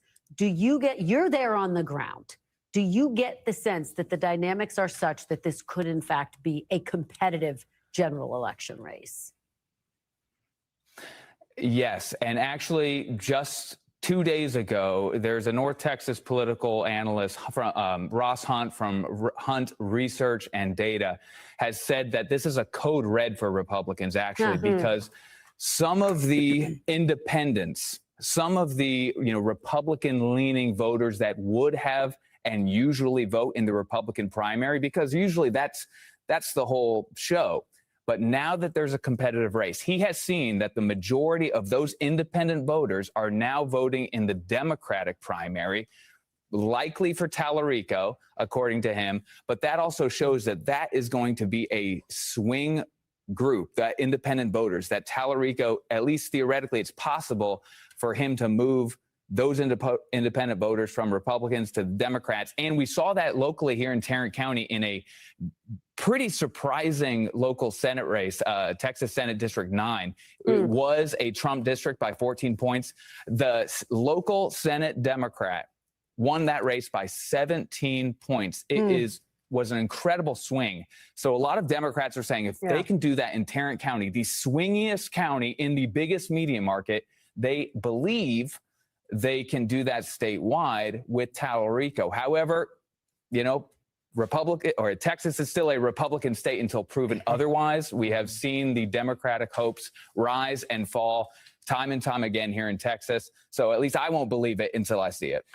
We got 8 months to hash that out, Phil. We're very glad to have you. Thank you so much for your expertise there on the ground in Texas. Great, it's great to see you. How great is it to have a local voice it's to talk, great. talk to us about this? I get to visit with Phil once a week when I do my affiliate hits, so it's great to have him join us That's a Meet the Press tonight. moderator flex right there.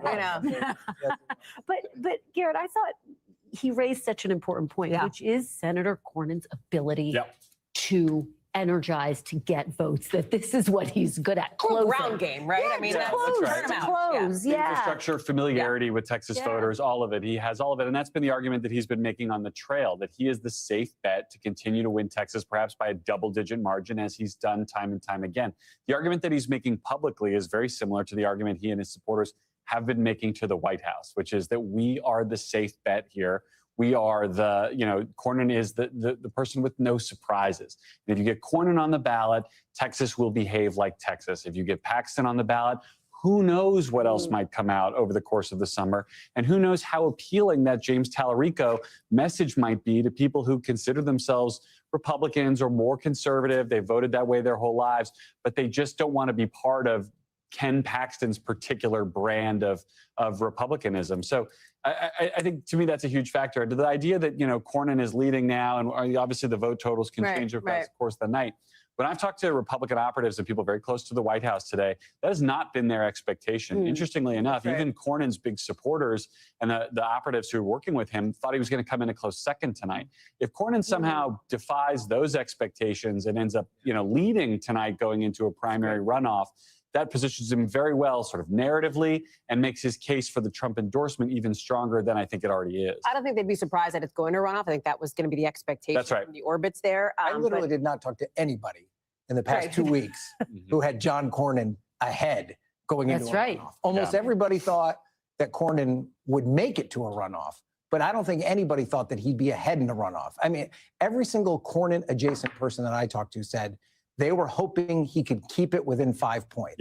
That was the metric that they needed to go to the White House and say, look, he's within striking distance. You can put him over the top. But to Garrett's point, Trump doesn't want an argument about pushing somebody over the top. He wants to grab somebody who's already at the top. So if you can now go to him and say, well, we've got a call to make on this. I'm sorry to interrupt you, but obviously one of the ones we were waiting on here.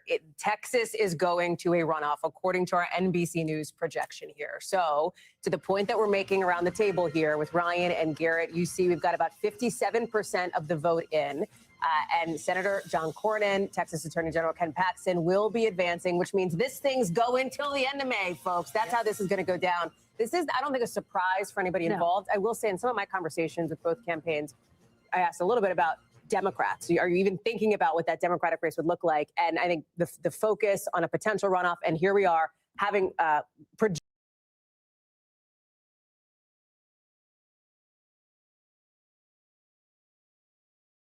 Waiting on more stuff from Dallas. We're waiting from Williamson County, which has reported 0 votes at the moment. 2 precincts are staying open until 11 p.m. Eastern there, so we won't get that for a while. That's north of Austin. We're expecting Tallarico to do well there. And El Paso County, we have now got 60%, 59% of the vote in, and Tallarico is winning that 62 to 35. But a lot of vote missing in Texas right now.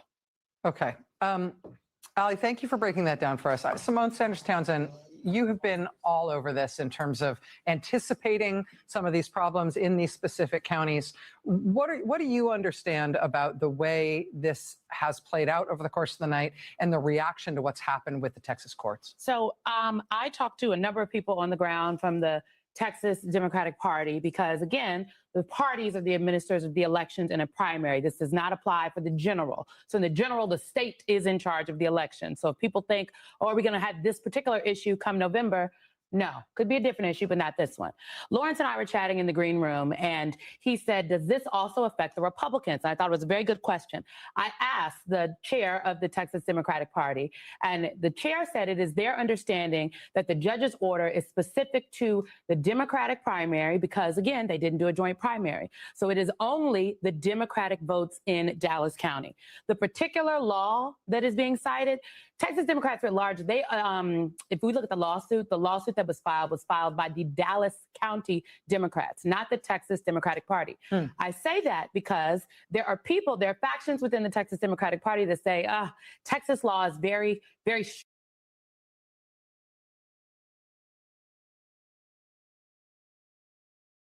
here. We don't have any of the vote. This is true on the Democratic side and on the Republican side. I think he's going to do very well in this county, Williamson County, right outside of Austin. So that could certainly help him there in the statewide category. But look, around in the immediate metroplex there, Dallas, Fort Worth, you could see advantages for Cornyn, but also north of Dallas here in the early vote, Collin, and then up here in Denton, advantages here. It wasn't as clear he'd have an advantage here. And even getting sort of this Texoma region here right along the border. These are small here, but I think I was a little surprised to me when I saw the early vote coming in Grayson County and I saw Cornyn ahead here. I thought when you got out to the fringes of the Metroplex, it might not hold up as well. Additionally, the fact that here in Harris County, it's essentially a tie right now. I think maybe a bit of a surprise here. Paxton actually had done very well in Harris County when he was challenged by George P. Bush, from the Bush family with deep ancestral ties to Harris County. It's where it's where George H.W. Bush launched his political career. Paxton had run very well there in his 2022 runoff against George P. Bush, but Cornyn holding his own in Harris County. He got blown out, as we said, as we kind of thought might happen here.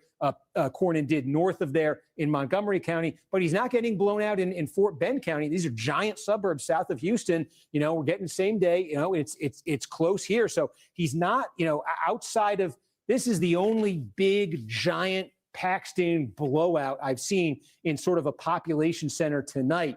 I think there was a sense that there'd be more of these, maybe not 30 points, but more double-digit Paxton places than we're seeing right now.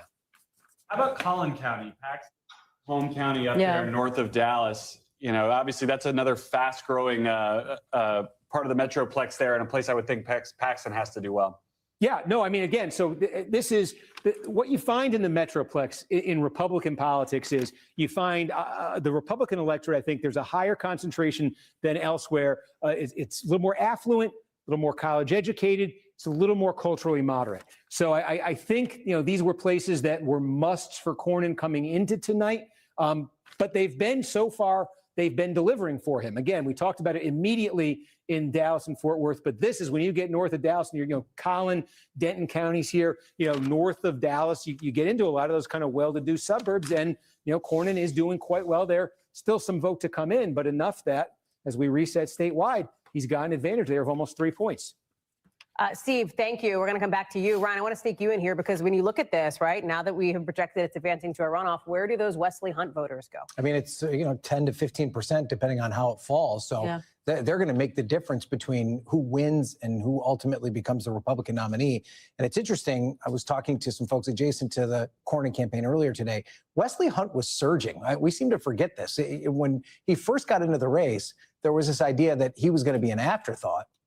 And there was a super PAC associated with Cornyn World that really went after Wesley Hunt 3 weeks ago. And it basically, he was drawing from Paxton. He was picking up speed. That super PAC knocked him out. So now the question is, when you pick up the dust from his campaign, where do those voters go? Yeah. I think there's one person who knows where those voters go. He sits at 1600 Pennsylvania Avenue.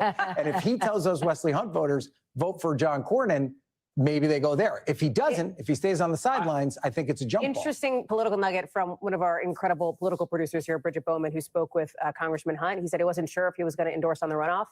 If he were to, it's not going to be Cornyn. Yeah, I think that's obvious, right? You don't run against an incumbent if you think the incumbent should still keep the job. I think it's an assumption, a fairly safe one, that Wesley Hunt will endorse Ken Paxton if he endorses at all. But yeah, I think you're exactly right, Ryan. To me, the person who matters now is Donald Trump. I was told today by a person familiar with the White House's thinking that he's now more likely than not to endorse, dependent on the results tonight. I mean, to the discussion we were just having.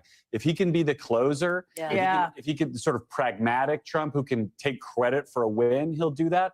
Also, they are very aware of the Paxton scandals and of the possibility there could be more to come over the course of the summer. Paxton has a divorce trial coming up over the course of this summer. His estranged wife has, talked a little bit, but indicated that perhaps she will have more to say about this. These are not his estranged wife is a sitting state senator, right? That's right, from Collin County, which we were just talking about. These are not risks Republicans want to take in Texas. Texas should be easy. It should be off the board. And again, these people close to the White House think ultimately that the president will see it that way, and they're trying to perhaps get him to see it that way. Exactly. We want to head out now to Amy Walter, who is watching all of this with us very closely. Hi, friend. Hello, Amy. Good to see you. I know, this is so fun. I get to be at the table with you guys. I wanted to jump into this conversation for a long time. Well, dive in. This is Dive really in. smart. Tell us your thoughts on Texas and how things are shaping up, the runoff, and the big wrinkle on the Democratic side. Oh, I know. Everything here that you all have said has been really spot on. And, look, when we were sort of following this race, I don't know, 25 minutes ago, where it looked as if we knew that there was going to be a runoff on the Republican side. Tallarico was leading.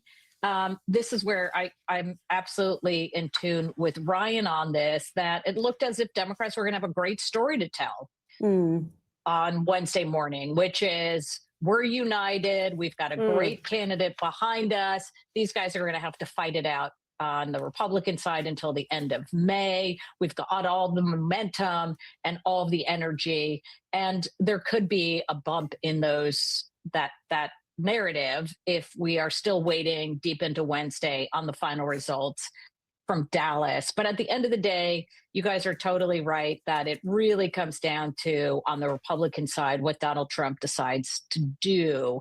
What's really remarkable, though, and we've seen this very few times, but even when Donald Trump has weighed in, he usually wins, but there are times when he hasn't. There has been more than $70 million spent thus far in this primary, telling Texas voters that John Cornyn is the better candidate and Ken Paxton is a terrible candidate. And that $70 million has only gotten Cornyn to 34%. So at the end of the day, will a Donald Trump endorsement be enough? Go ahead, Amy. Technically, it has been. But even then, you've got a lot of skeptical Republicans. We're taking a look at some of those ad spending numbers that you talked about on both sides of the primary aisle here on Democrats and Republicans. And it's just a staggering amount of money. And it brings up this question about resources, right? If you've got tons and tons and tons of millions and millions of dollars getting poured in here, you've got this runoff, you've got competitive races in House and Senate races throughout the country as we head into the rest of primary season over the next few months. The balance, right? When you start to think about where the resources are going, where the energy, where the like the earned media attention is going too. I mean, all of this starts to play a factor. That's exactly right. And there will be, so Trump is the number one factor, absolutely, on the Republican side. The second factor, if Trump either takes a pass or he's taking his time to come up with an answer, is how much more money will that sort of status quo Republican establishment, et cetera, put into a runoff campaign. And I come up next with, if it does not come to that same number as we're seeing right now, and the benefit of Cornyn, not as much money spent, say, in the runoff as we've seen in the primary, what's going to happen post-May? If Paxton is the nominee and he is now going to be the one trying to raise that kind of money, where is that coming from, and where will donors be? There's obviously going to be a tremendous amount of pressure from national Republicans. I'm sorry to interrupt you here. Sorry to pause you. Senator Cornyn speaking now. We want to listen in live just briefly. I want to start by thanking my family, without whose support and love I could not do what I get an opportunity to do, representing 32 million Texans in the United States Senate. I want to thank everybody who voted for me, and the way I view it, it's an indication of their trust in the service that I provided to this great state for many years now. To Congressman Wesley Hunt and his family, you ran a spirited race and you have a bright future, and I wish you well. We now head into a 12-week primary runoff. Elections are about choices, and the choice in the Republican race for the U.S. Senate is crystal clear. I've worked for decades to build the Republican Party, both here in Texas and nationally. I refuse to allow a flawed, self-centered, and shameless candidate like Ken Paxton risk everything we've worked so hard to build over these many years. There is simply too much at stake in this midterm election for our state and for our country. The final 2 years of President Trump's agenda hangs in the balance.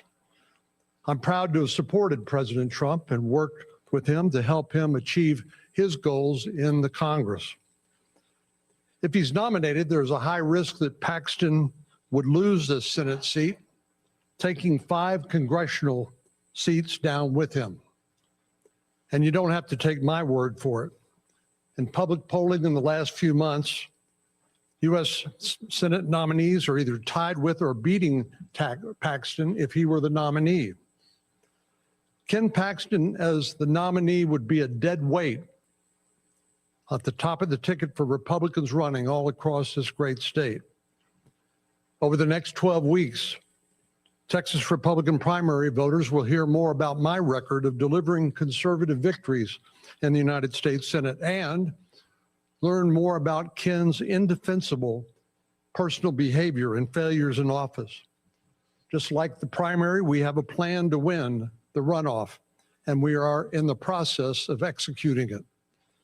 Judgment Day is coming for Ken Paxton. Thank you all. May God bless Texas, and may God continue to bless in the United States of America. Jim, you'll start with AP? Questions? That's unusual. Was just listening on questions there.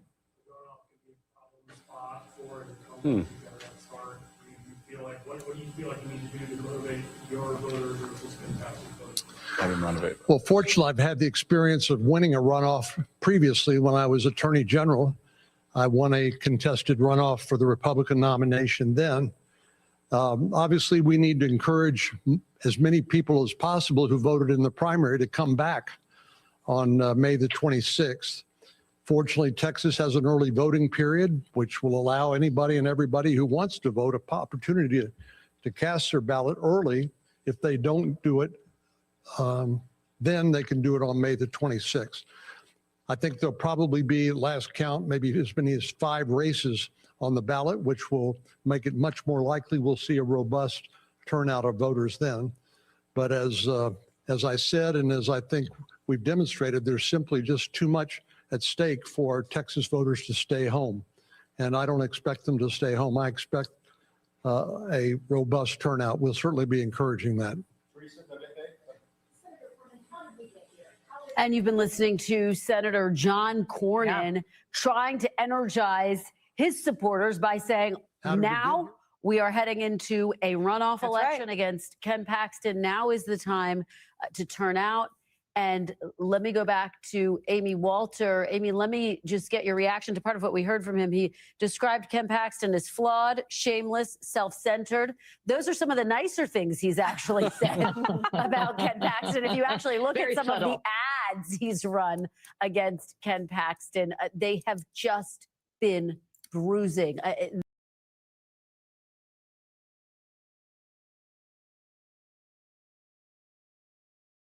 Candidate. So that's one of the reasons you wait and count. So you're at 61% statewide. It was 65% there in Houston, 61% now in Dallas County. This is where Congresswoman Crockett would have to make up most of the math, her home base, Dallas County, and over here in Tarrant County, where we have 60%. So you have about 40% of the vote in both of these major population centers, the number 2 largest county and the 3rd largest county.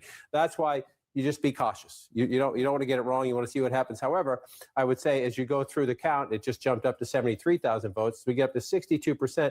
And what's happening is down here in the Rio Grande Valley, majority Latino communities, the state representative, Mr. Tallarico, you see it there. Not a lot of votes here. Not a lot of votes here. 335 votes to 134 votes. You come over here, 634 votes to 336 votes. But Tallarico in these smaller counties along the border, and then in these smaller rural counties up here in Northwest Texas, is running up big margins. Again, not a lot of people, 44 votes to 27 votes, right? 98 votes to 64 votes. But just like that is key to Donald Trump running up big margins in any state that has small rural counties, it's helping Tallarico tonight run up his math in these rural counties. So it's a 73,000 vote lead with 62% of the vote in. Some questions obviously being raised by the Crockett campaign.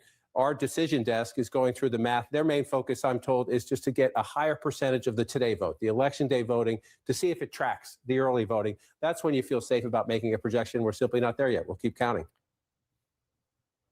Yeah, and John, let's take a look at the Republican race right now. Are we in territory where we know this is going to be a runoff? We're very close. We're very close. Same dynamic I just said. You get the early votes in, then you're looking for election day votes, and then you just want to double check and triple check your math, right? It's the first night of the primary season. There's no reason to be in a rush about anything, but your eyes don't lie here. If you just look at the math, we're up to about 60% of the vote in the Republican primary. You're at 43% to 40% It's John Cornyn, the Republican incumbent, at 43, Ken Paxton, the state attorney general, at 40%, and Congressman Wesley Hunt at 13%. If you round that up, your eyes don't lie. Somebody has to get to 50 plus 1, and you're at 60% of the vote. And this margin has held for pretty much the last few hours as more votes have come in. The margin has been pretty consistent. And so your eyes tell you and your gut tells you we're headed for a runoff. But again, John, go ahead. John, as you're talking, I'm being told that we are making the call. This is officially headed to a runoff. It'll be John Cornyn against Ken Paxton in a Republican runoff just ahead. I mean, this is the scenario that some Republicans wanted to get ahead of, but it looks like it is going to happen.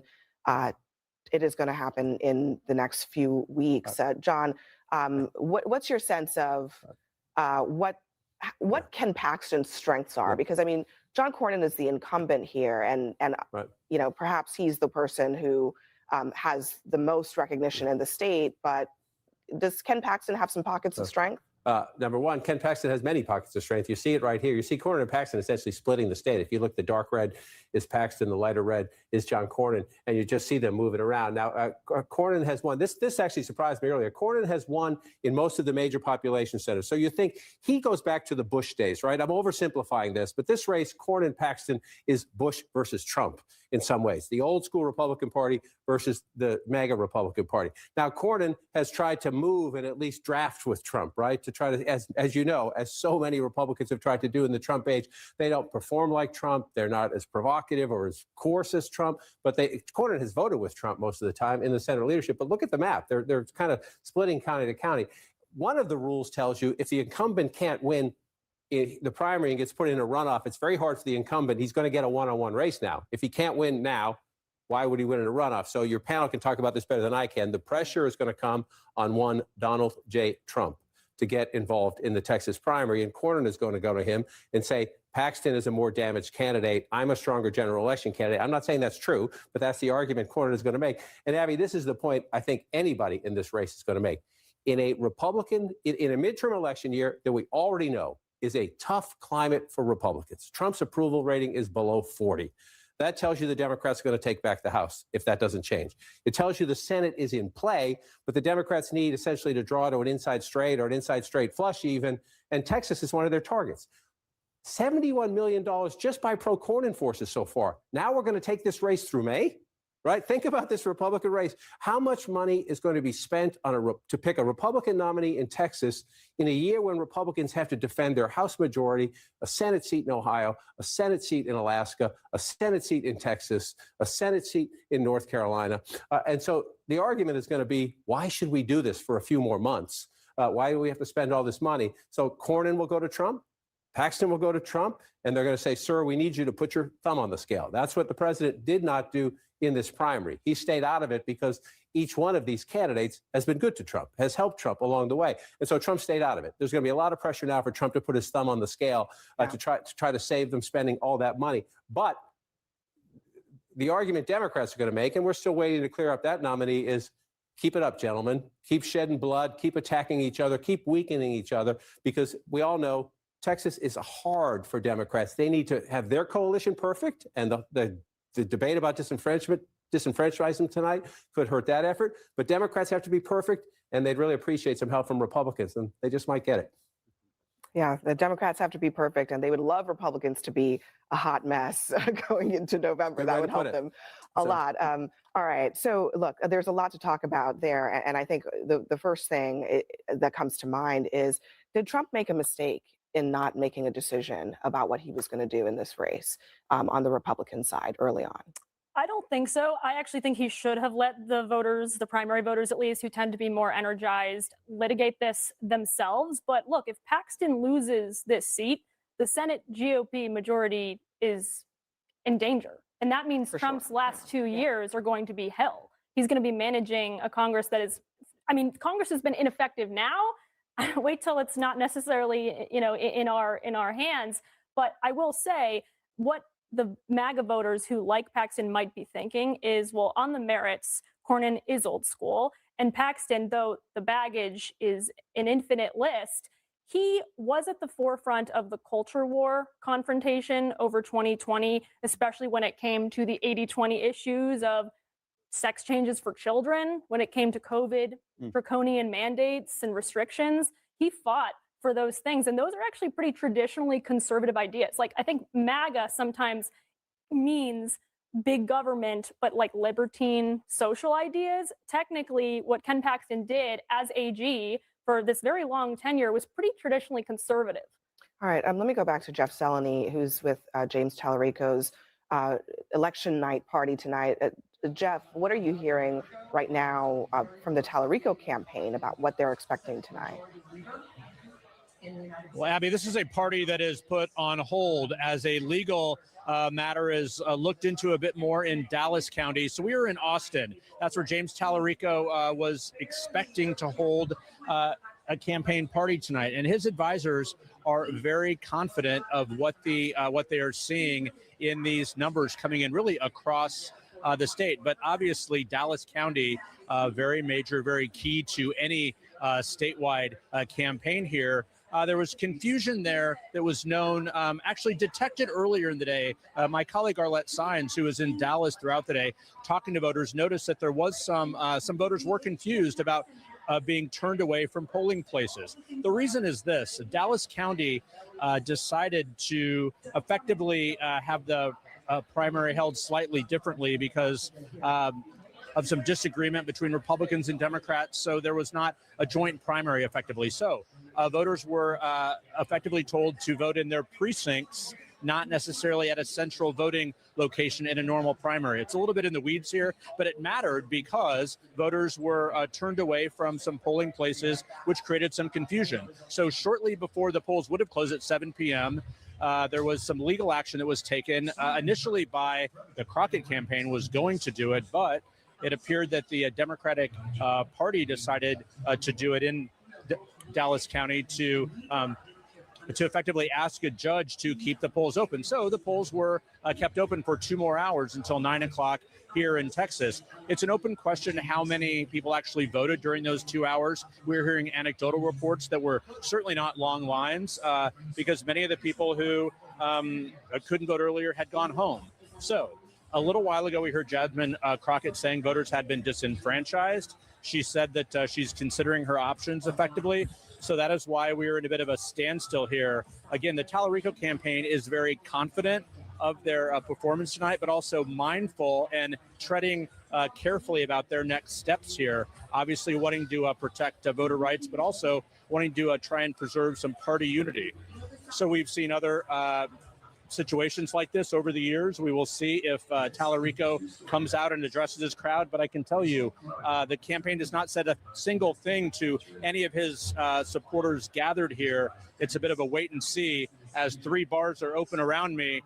Most of his supporters are spending their time there waiting to see what happens. Abby? Yeah, all right, Jeff Seleny, thank you.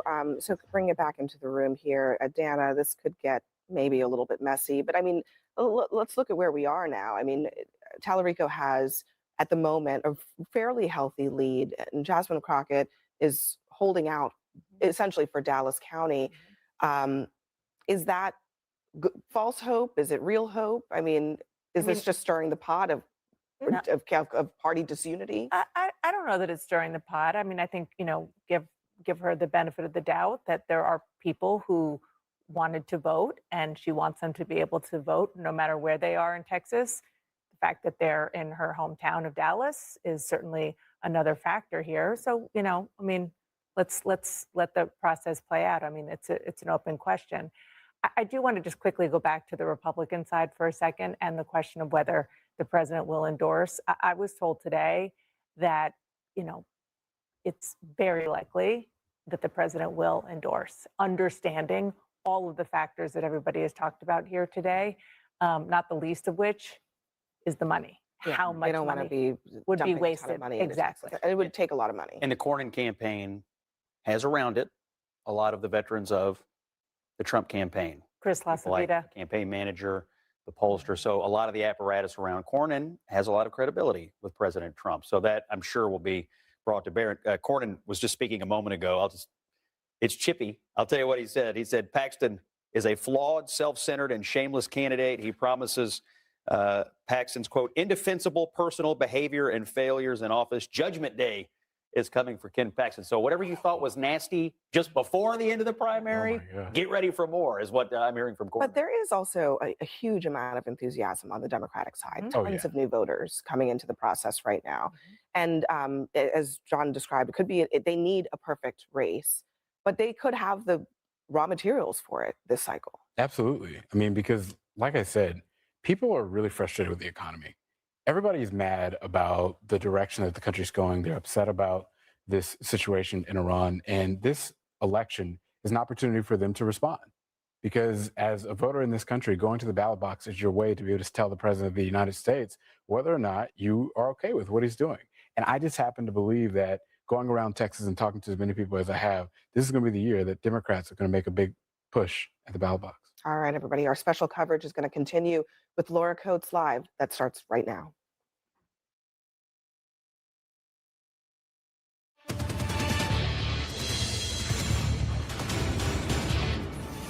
Good evening, I'm Laura Coates on this busy election night where there is some major drama in the Democratic Senate primary in Texas. Right now, Texas State Rep James Talrico is leading Congresswoman Jasmine Crockett in the race to be the Democratic nominee for Senate. Both are trying to do what no Democrat has done in a generation, win a statewide race in Texas, which has not happened since 1994. But this primary just got more complicated because the Texas Supreme Court has blocked an earlier ruling that allowed extended voting hours in Dallas County. The court said any votes that came in after the original closing time should not be counted tonight while the case is litigated. They should be separated. Moments ago, Crockett spoke, saying she thinks it's unlikely that the winner will even be known tonight. On the Republican side, incumbent Senator John Cornyn will be headed to a bruising runoff against Attorney General Ken Paxton after neither candidate cleared 50% plus one of the vote. Our reporters and analysts are here to cover it all tonight. And I want to start with CNN's John King, who was at the Magic Wall. John, tell me, how important is the vote count out of Dallas County for that Talrico Crockett race? Well, obviously, it is her home base, and every vote counts. And on this first primary night of 2026, we certainly want to start by making sure every vote is counted. But let's look at it. The question is, though, Laura, we'll see what happens in the courts, and we'll see which ballots they count. Hopefully, they count them all if people were in line and thought they could vote. The question is it enough? Is it enough? Because you look right now at the race, the state representative, as you mentioned, James Talrico, leading there 52 to 47. So he's got a 5-point lead, or 70, just shy of 75,000 votes at the moment, with about 63% of the vote counted. Now, how much is out in Dallas County? It's a good question. If they're going to have litigation now about, are all ballots counted or are some ballots, because of the state Supreme Court ruling, ruled out of bounds or after time. At the moment, she's winning big there, 61 to 38. Again, this is her home base, Dallas County, and next door in Tarrant County, Fort Worth, Dallas-Fort Worth, where her district stretches, and she's winning big there with about 65% in. But if you look at the rest of the map, Talarico's running up an impressive coalition. If you look in the other major areas, Travis County, where Austin is, that's the home base of the legislature where he works. It's the big government town, fifth largest of the 254 counties, excuse me. He's getting 76%. You move down to Bexar County, that's San Antonio. He's getting 57% of the vote there. Also impressive, Laura, we've talked about the Latino vote. Did Texas Republicans make a bad bet? Did they think all those Latinos who drifted toward Trump would stay with Republicans? We won't know the answer until November, how that actually plays out in this race and every other race in Texas. But if you look along the Rio Grande Valley, that's mostly Talarico blue you're seeing there. And if you go into some of these counties, it's by pretty big numbers. That has been part of his sales pitch, that he's a candidate who can win some white moderate voters, also win Latino voters. The question is, if he defeats Crockett, and that's an if at this moment, can he also bring in the African-American base of the party? That'll be a question going forward and a conversation for your panel. But the Democrats are trying to pick a candidate. And as you noted, this is every 2 years or 4 years, we say, is Texas about to go blue? Is there a chance? They think because of Trump's approval rating and the climate, the broader national midterm climate, that they have a chance. The question now is, who will that Democrat be running against? When incumbents are forced into runoffs, they usually lose. John Cornyn with 43%, he's the senator, he's the incumbent senator. Ken Paxton, the attorney general, at 41. Congressman Wesley Hunt at 13. You look at the map, it's Cornyn and Paxton essentially trading counties as you go through. What's going to happen right now, Laura, this has already been, I just want to show you this. It'll make everybody at home sick to their stomach because this has already been the most expensive Senate race in history, $71 million just for pro-Cornyn forces. You see all this other money spent. The question is, you have a Republican runoff that goes into May in a midterm election year where Republicans have to defend a lot of ground nationally, a lot of expensive places outside of Texas they need to defend. And so now you're going to have both Cornyn and Paxton going to one Donald J. Trump and say, Mr. President, put your thumb on the scale, because otherwise you're going to have more bloodshed, more spending, more Republican fighting in a place. Listen, if we're talking about this on election night in November, then that means the Democrats are in a very favorable climate. So we still don't know who the Democratic candidate is going to be, but we do know the Republican race goes on for a couple more months, and it's been ugly so far. I can only imagine what it gets like going forward. So let's talk about going forward with that runoff between Cornyn and Paxton, given, of course, we don't know who they will ultimately, either of them will face in the general. But can you project out a little bit based on what you're seeing right now? Again, history tells you that incumbents, when forced into that one-on-one race, if they had an early one and they get pushed into a runoff, very hard, right? You're an incumbent. Why didn't you win the first time, right? The forces of change are out there coming at you. However, as Cornyn has said repeatedly, and he's run some pretty crazy eye-opening ads, I'm not going to repeat the language in them, but you can find them on YouTube, folks at home, if you want to see them. This has been a nasty. I mean, we know about nasty races. This might give new meanings to nasty as you go through. Paxton has had a number of character challenges, a number of ethical challenges, and Cornyn has tried to take advantage of them. But despite all that money he spent, I just showed it to you, they're running almost even in that race. So the question is what happens? You say, so you look at the map like this and you say, can you find a strength or a weakness when it's a one-on-one? It's pretty hard, actually. I just want to show you, if this is overgeneralizing, but this is Bush versus Trump. Cornyn goes back to the George W. Bush days, the Karl Rove days in Texas, even though he has tried to draft with Trump, in Washington, like a lot of Republicans do. He's not performative like Trump. Paxton is a mega Republican. He sues to help Trump. He says elections were stolen and things like that. So you look at, for Cornyn to win, he needs the traditional, college-educated, suburban, affluent Republicans. In Dallas County, he did pretty well there, 53% to 31%. What struck me is you come down here to Houston and Harris County, the fastest growing part of the state, they ran even down here. So your more traditional Republicans in that part of the state did not go Cornyn's way. There, you come over again, to the big government town here. This is where Cornyn did have a bigger margin. Your establishment Republicans are around the government town. This is the lobbyists and the fundraisers and things like that. And so you can look at it and see some of the establishment, anti-establishment. Up here in these rural counties where Trump usually runs it up, Cornyn's actually doing pretty well. These are places, I mean, not by huge margins, but these are places Trump has won. So I can actually I can go one place and make the Cornyn argument. I can go somewhere else and make the Paxton argument. I will just tell you, in 40 years of doing this, if you're the incumbent and you get forced through a runoff, that's a problem. But again, given all the Republican dynamics nationally and where they're going to need money and need resources, and they would like to focus their attention, the next question in this race will not be the voters in May. It'll be Donald Trump, like tomorrow. I'm curious also who gets Wesley Hunt's votes going forward as well. John King, stay with us. We'll come back to you in just a moment. A lot to get to tonight. Jasmine Crockett says that she thinks we won't even know the winner of the Democratic Party tonight because the Texas Supreme Court blocked a decision from a judge who ruled that Dallas polling places had to be kept open for 2 hours later than usual. Here's what she said just a few moments ago. But I can tell you now that people have been disenfranchised. The polls were supposed to stay open until 9. According to a court order. The Supreme Court, just a few minutes ago, just said, shut it down. The Supreme Court also said that they are to separate any votes out that came in after 7 p.m. What this means is that we will not know what votes are to be tallied from Election Day out of Dallas County. For sure, we won't know that tonight. She's referencing, of course, the Texas Supreme Court. I want to bring in CNN's Jeff Zeleny. He's at James Talrico's headquarters in Austin. Jeff, we know Jasmine Crockett will not be appearing again tonight. She said as much because this legal fight over the voting extension in Dallas County. What is the Talrico camp saying, Jeff? Well, Laura, perhaps you can see behind me here, there are a few hundred supporters of James Talarico who have been waiting for what they had hoped would be a victory speech or perhaps some word for the campaign, but it effectively has been just a wait and see with no official announcement from the Talarico campaign at all here. So it is unclear what is coming next. One thing that is clear, the Tallarico campaign is confident of their showing across the state of Texas. They believe that they have done very well with Hispanic voters. They believe that they have done very well building a coalition. But one piece of that coalition that, of course, is important to any Democratic candidate is African-American voters, and they largely supported Jasmine Crockett. So that is one of the reasons that I am told that the Tallarico campaign is treading carefully here. They are obviously not wanting to disenfranchise any voters and obviously wanting to wait and see for a bit. But the question is, how long does that go? Of course, we are just about, a little over an hour after the polls closed here. So not all that much time has passed, but certainly a significant here. But we've not seen James Tallarico.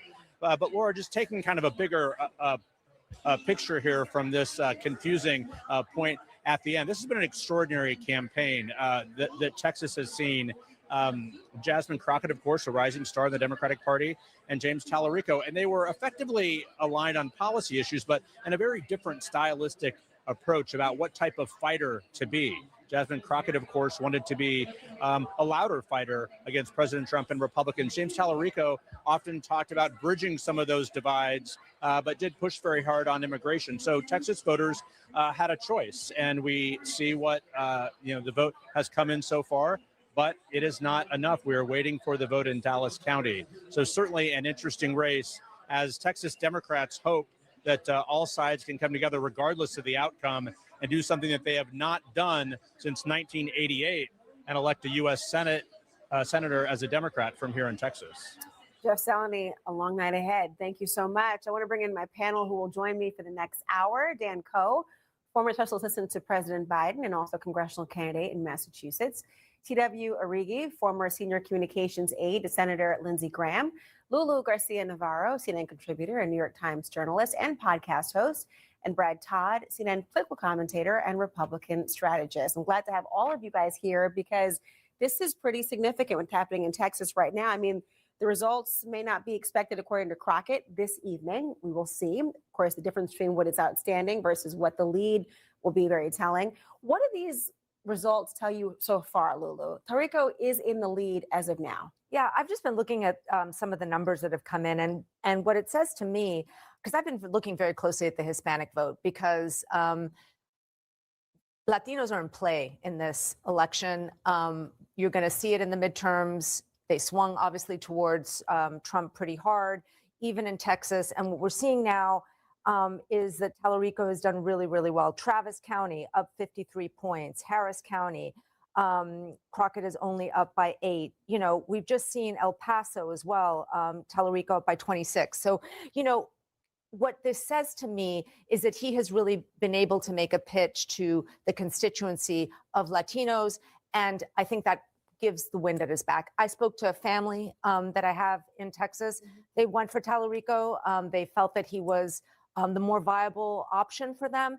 You know, viable in the general election? In the general election, because this is the thing. You know, people are voting strategically. At the end of the day, policy-wise, these candidates don't have a lot to differentiate them. It's more about style and who they are. And really, the people that I've spoken to in Texas, they want to win, and they feel like Tallarico might be the ticket. Well, you know, obviously, there's a lot of gamesmanship that's happening all across the board. And one area, of course, is the Attorney General in Texas appealed to the Texas Supreme Court about those voting hours being extended. The Attorney General, you guessed it, is Ken Paxton. There's been thoughts from the Crockett camp that people have thought who is the more viable candidate and to try to suppress voters for her. Talk to me about your impressions of these results so far and the fact that there is going to be a cloud, no matter how you slice it, over the fact that these polling hours is now an issue. Well, I would pump the brakes until we learn a little bit more. I think Ken Paxton and John Cornyn would love to run against Jasmine Crockett. If Why? They were going to, because she's the more defeatable candidate. Lulu made a great point about Hispanics. She has lost tremendous ground with Hispanics due to her past comments about Hispanics and sort of their mentality toward voting.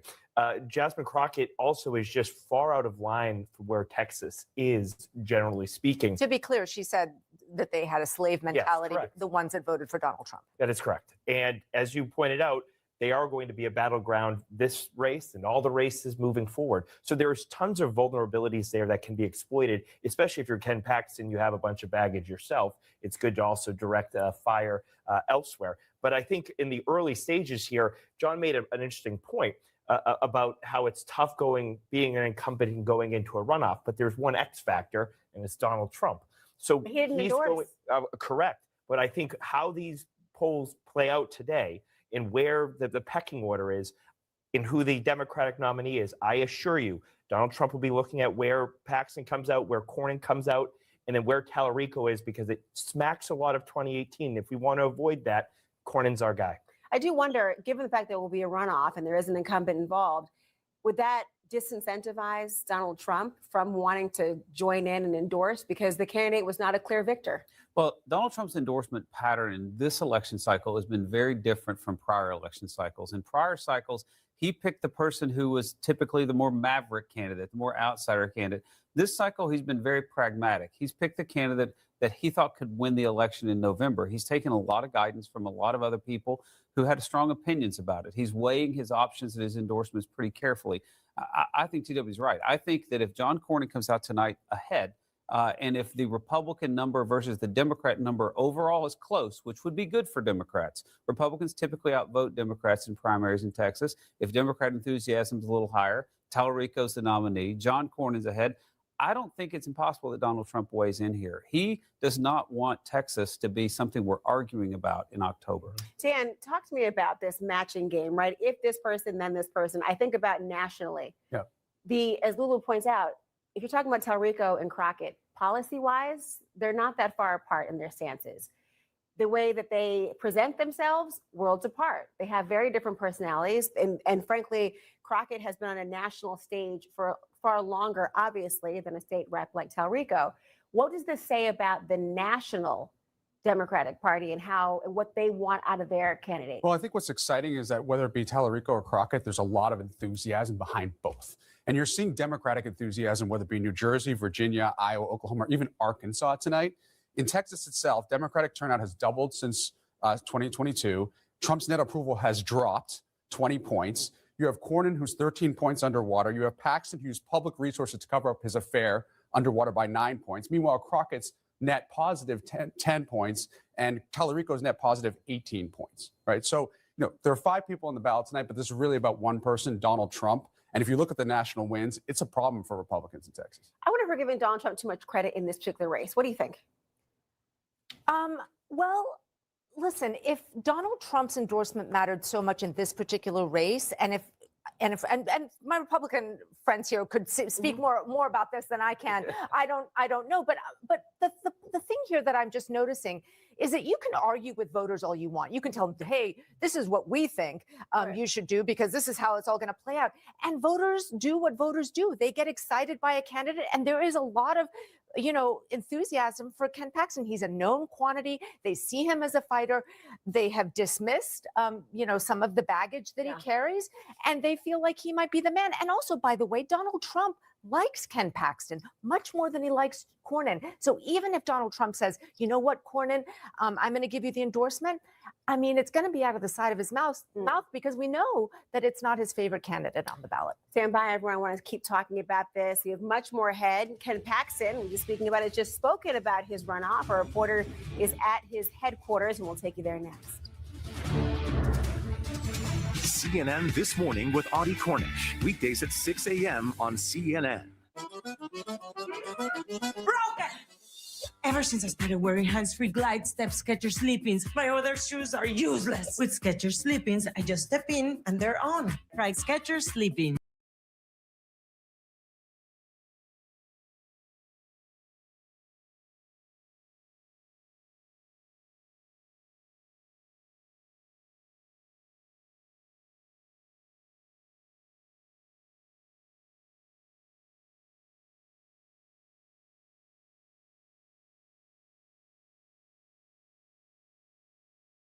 All of this means.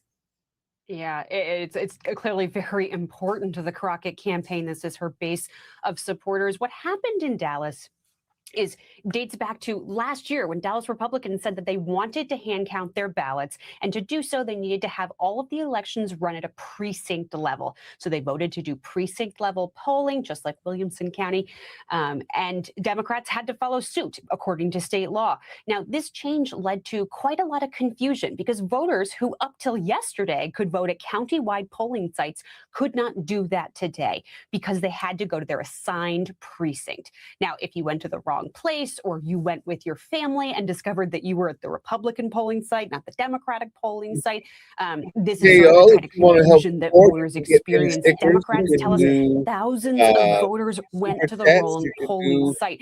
A judge ordered the polls to stay open for 2 more hours, but the Texas Supreme Court ordered that to be stayed and then said all of those ballots of voters taking advantage of the extra 2 hours, that those should be kept separate, injecting so much more confusion into an already confusing day for many voters, because it's really truly unclear what's going to happen to those ballots, which are now separated from the rest of the day's ballots. And I think there's 2 questions here, I think, Jane, one of which you may be able to answer, one of which I don't think anybody's going to be able to answer yet, which is, number one, are those ballots from the 2-hour period that you're talking about, is there a chance those ballots will not be counted? And then secondly, and I think this is a Kornacki/future question, is there a chance that those ballots would even make a difference either way in this race? So take that first part of it for me, Jane, if you can. Is there a chance legally now that those provisional ballots could end up tossed? Absolutely. So you don't separate ballots unless you think you might not use them. Once they've been separated, the court can now say they believe that order was made illegal and that those ballots shouldn't count. They say that the voting should have just taken place up till 7 p.m. And time will tell whether it's how many ballots this actually affects. Because if you were in line before 7, the court says that your ballot should continue on. You would have cast a normal ballot, as they say. This is a provisional ballot that is still in question. So then quickly, Jane, what's the timeline on a decision here? I mean, there's obviously a degree of urgency on a court decision on this. I mean, they got to move quick, right? As usual, but you know, voter suppression. this is all new territory Voter for us. suppression So at we'll its best. see. I'll be watching These the guys docket cannot online. win Okay. without Jane, cheating. Tim, appreciate you. Thank you And, very the much fact for that that. Up they next, we just got a bunch of new used it new votes in against Crockett the race where Congressman makes me Dan believe Crenshaw that is in the that's the fight person for we his need. political life. You've seen the numbers already. That's coming up after the break. Just Kornacki saying. Scramble and stay with us.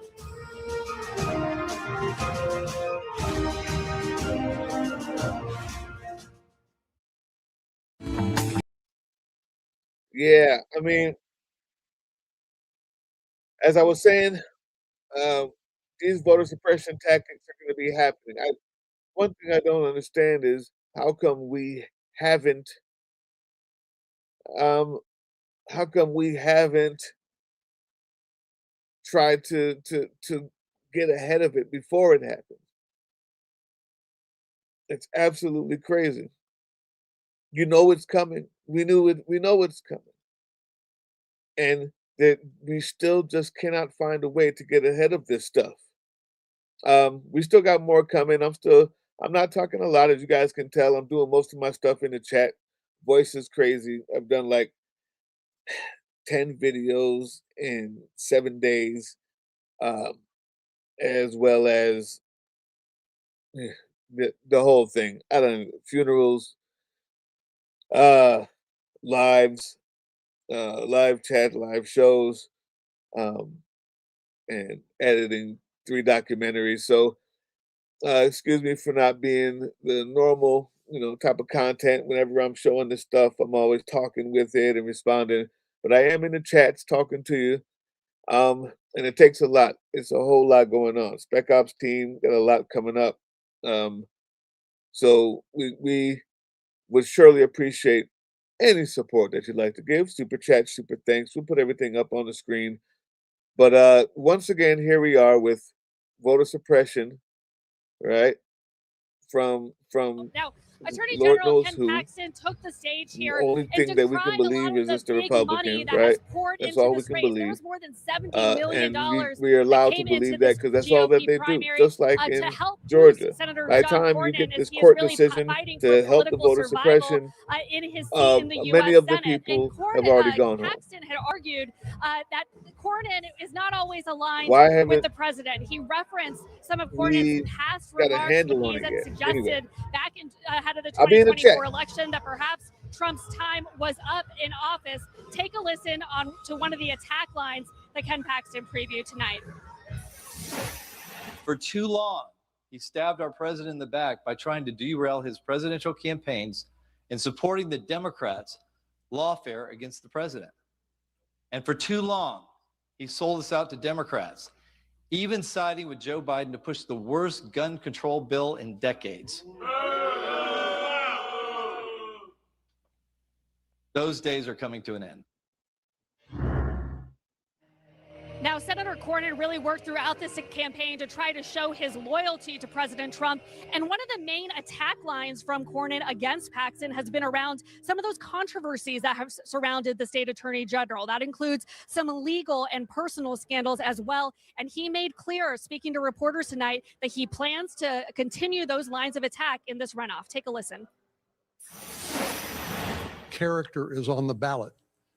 Ken Paxton doesn't believe that that matters. He believes that all of his misbehavior and his scandals are sort of baked in the cake, and he's won a couple of elections since much of that has come out.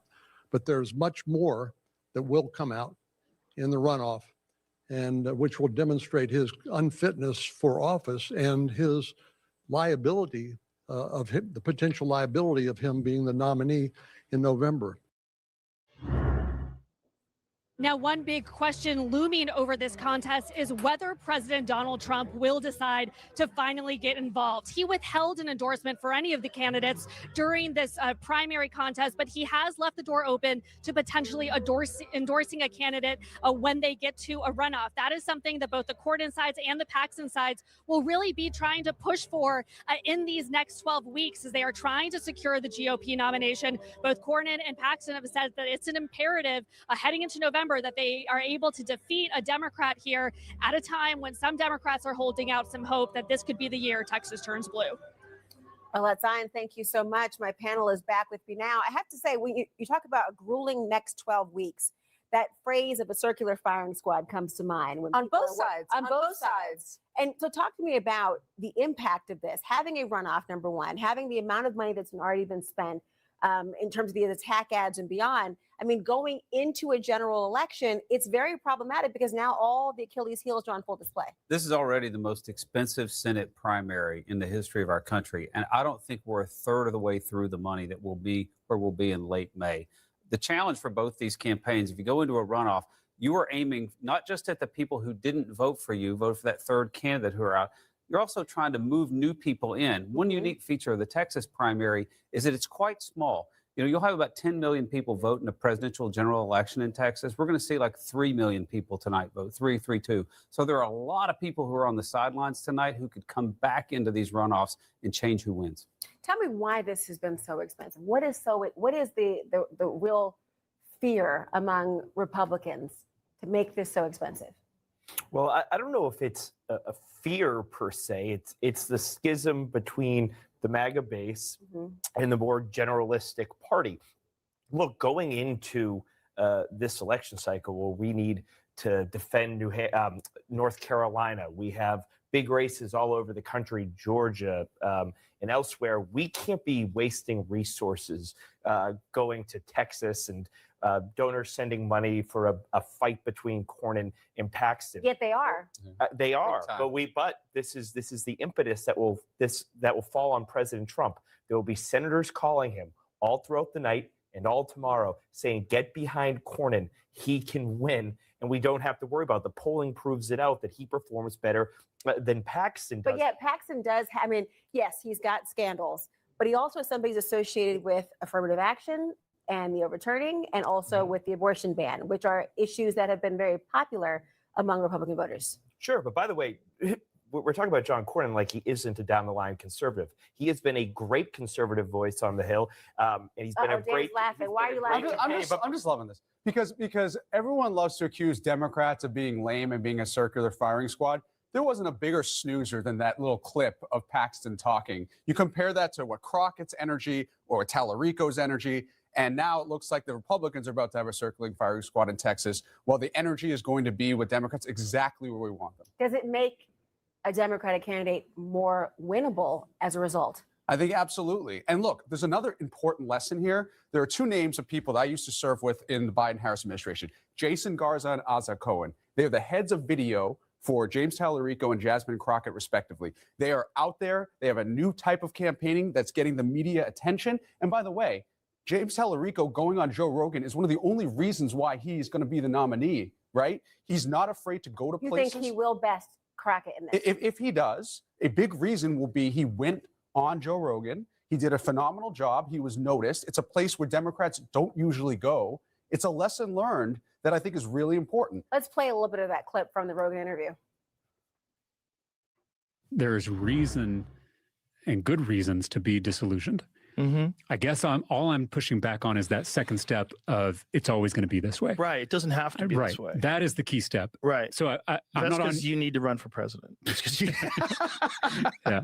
we need someone who's actually a good person. Well, because the Democrats have very few candidates that are. You cut it right there. The Democrats have very few candidates that are cliffhanger, cliffhanger, good people.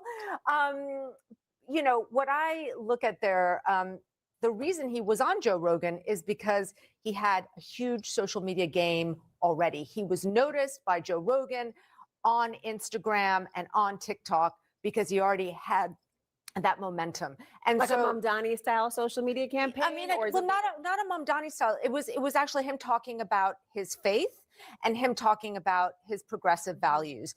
And Joe Rogan found that to be an interesting juxtaposition. And that's where Tallarico has sort of staked interesting ground for the Democratic Party, which isn't to say that Democrats don't have people of faith. I mean, you've got a preacher, Reverend Warnock, who's a senator, Georgia, in Georgia. So it's not like it's a new thing, but certainly he has managed to sort of capture this young, sort of forward-facing, religious, progressive persona, talks about the Bible, talks about how faith doesn't have to only be owned by the right. And so I think people have found that to be exciting.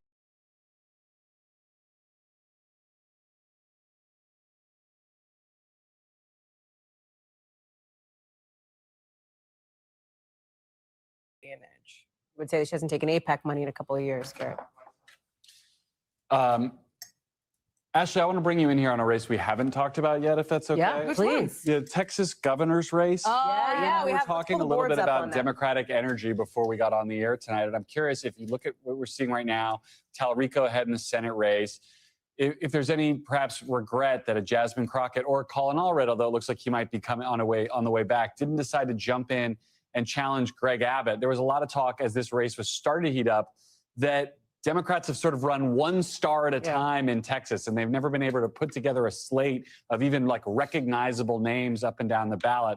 Gina Hinojosa, we've projected, will win the Democratic nomination here to take on Greg Abbott, but that's not somebody with a lot of star power. Do the Democrats miss an opportunity here to put together a bigger slate going into the fall? I mean, I think a lot of Democrats on the ground feel this way. I think that's why a lot of them sort of resented Jasmine Crockett jumping into this race very late. And I think you saw that in some of in the turnout, that people were just frustrated with the fact that you had these two young rising stars running for the same seat and no one with any strong credentials running for the governor race.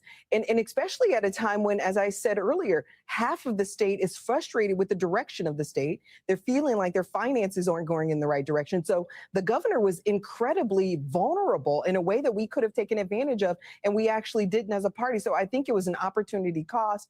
But here's No, all right. Time out. I'm trying my hardest not to be talking too much, but bullshit, people. Bullshit. Are we forgetting why Jasmine Crockett had to run for Senate? What do you mean they didn't have somebody just jump inside of the governor's race? Because they gerrymandered the fuck out of it like 5 months ago. And she lost the place where she was already in Congress. That's why she's there. She didn't just jump into a race, YouTube. It's easy for these people to make. I was wondering myself. I almost forgot. Why didn't she jump in? Oh shit! I almost forgot. Because Trump told them to gerrymander the hell out of their entire state, and she lost the place where she was already in Congress for. She doesn't have a district anymore. She was in Congress, elected by the people, and she doesn't have a district anymore because they gerrymandered it. And so all she can do is now try to run for the Senate. That's why she's there. We forgot about that. The governor's race, from when? She's a sitting congressperson. When was she going to run for governor? She wasn't going to run for Senate until they literally got rid of her district. These people just talk like there's no background. There's no reasoning for anything. Well, the Democrats, it's amazing. They don't have a person doing this, and why would she jump in the race? What do you mean, why? You've been reporting it all year. Weren't you there? You weren't there? What is wrong with the media? That's why we need independent media, guys. Like, I'm not even saying I would vote for this person or that person. I'm listening to all debates in the chat. What the fuck are we talking about, though, when people who are paid for this, literally, are going to sit there and tell you that they don't know why she jumped in a race at the last minute? Could it be because gerrymandering happened and there was an entire fight over it, and then Newsom had to gerrymander with the approval of his state? There's a gerrymander in Missouri, so Jordan Herrera lost his district, and about 5 other Democrats don't exist anymore. Did we forget about the whole gerrymander fight for the fucking 3 months it took? And all of a sudden, this person is just toxic, just jumped in the race? I like Crockett, and I'm going back and forth on who I think would win. That's fine. We can have that argument. But the more they act like this, the more I'm prone to say, what do you have against Crockett? Now I want her to win. She didn't just jump in anything. She lost her district due to fuckery and gerrymandering. Asked for, illegal, by the way, and the court struck it down. That had to go to the Supreme Court, and they let it back in. What? None of that matters? Come on, guys. Come on, guys. Moderate to severe Crohn's disease or ulcerative colitis symptoms can keep you out of the picture. Now, there's Sky Visit. All right, now everybody's so stress-free. When you need an HR platform that's easy and powerful, that's Bambooable. That's Bamboo HR. If you know luxury, leaving, I'm sure everybody hears that. It's rewarding. It's been a really long few days, and I'm going to be going to bed, going up and hanging with the wife very soon. Brought directly to you with our complimentary. I just want to make sure that we're here covering this. I won't be talking much, but when I hear stuff like that, I absolutely have to. Absolutely have to. Luxury mattresses made affordable. Put some context in there, or you would think that this stuff just happened. It just happened. She just jumped into a race. Nobody was running for governor, not because the people who were running, everybody has lost their districts, and they gerrymandered the shit out of everything, and they're still losing now, by the way. She was a sitting congressperson. She was done. She did the work already. I'm not sure what more we're asking for. I'll stick with CNN. I was going to go to NBC. But CNN looks like they got something going on. You see 52 to 47. You see 85,920 votes ahead, and you ask the smart question at home, why haven't you called this race? Let me try to explain it to you. You've heard some controversy tonight about Dallas County. This is where Congressman Jasmine Crockett's district is. She says that she wants some votes counted. There's been a court case. The state Supreme Court has said, wait a minute, only if you voted before 7 o'clock. We want that to go forward. As someone who's done this for 40 years, I hope everybody who was in line at 7 o'clock gets their vote counted. But, and this is an important but, there would have to be 100,000, 200,000 votes here. There's no indication there's anywhere near that. That's not the issue. We want those votes to be counted, but Congresswoman Crockett would need tens of thousands of votes to overcome. Here's the reason we haven't called this race yet. There is another Democratic candidate on the ballot, a minor candidate on the ballot. So we need to wait for a little more of the vote to come in to make sure that he stays above 50%. It is most unlikely at this point that Congresswoman Crockett can come back. Mathematically, sure, it's possible, but you have 68% of the vote now counted. It is most unlikely. Improbable is being kind. The question is, when the rest of the vote comes in, well, let's just give you a look here. This is where the live outstanding vote is. You see some pretty big circles here. So we're up to 60% or 70% in some of these population centers, but the early votes came in first. Our decision desk just wants to get comfortable with the election day vote, get up to a higher percentage so you're comfortable. And you see in the Houston area here, pretty big circle. Up in the Dallas area, pretty big circle. Even in Austin and San Antonio, the color tells you who's winning in those areas. So if you're the Crockett campaign, you're saying, yeah, there's some votes down here. There are some votes up here. Again, though, you look at that margin, 85,000, and you look at that. But just the Republican race is going to a runoff because no candidate got 50% of the vote. I just want to remind people here, just show up the share of the vote right here. There is an other on the ballot here, and that other has 1.3% of the vote.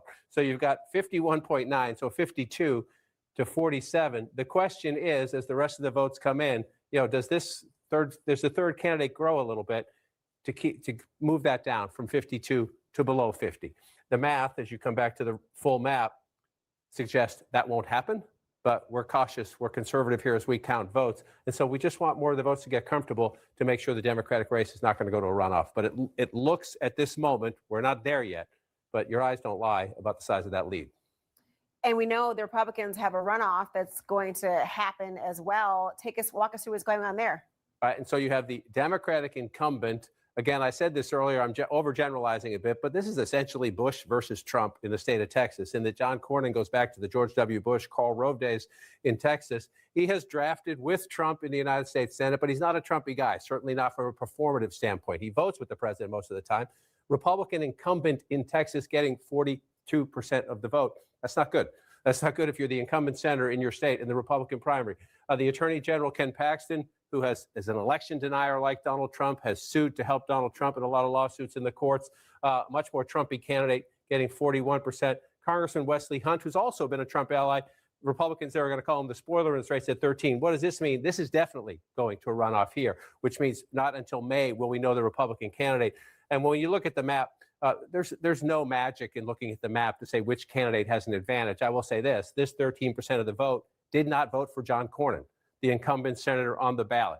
History tells you if you're the incumbent, you do not want to be forced into a runoff, because if you only got 42% the first time, that tells you about 60% of your party is looking for something different. And now you're going to be in a one-on-one. But I would say this, as you look at this math tonight, yes, there will be a runoff in May. Yes, Texas Republicans will settle their candidate then. But between an hour or two ago, when we realized this was going to a Republican, and I would say a week from now, there's going to be a lot of phone calls, a lot of requests from Senator Cornyn, from Attorney General Paxton, from all of their allies on one man, the President of the United States, asking him to put his thumb on the scale and try to settle this. This is a tough midterm year for Republicans, Laura. This is the first primary night. Republicans tonight are going to lose their House majority. Can they change that between now and November? Sure. But history tells you, the president's approval rating tells you they're going to lose their House majority, and they are at risk of losing their Senate majority. Much more difficult for Democrats, but not impossible. What do you want? What do you not want if you're a Republican? To be spending tens of millions of dollars more on a family feud in Texas that could weaken your candidate and give Democrats a chance in a red state. So this is going to become a big issue at the Trump White House. It already is. But when the sun comes up tomorrow, a lot of people are going to be asking the president, sir, you didn't endorse in the primary. How about the runoff? John King, stay with us. Thank you so much. Coming up, we will go back to James Tallarico's headquarters as results from this primary, they keep coming in. Kara Swisher wants to live forever. Coming soon on CNN. When it came to updating our most capable SUV, we made every detail, every curve, every function outshine all.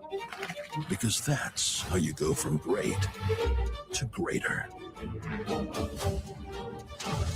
The all-new Telluride X Pro is ready.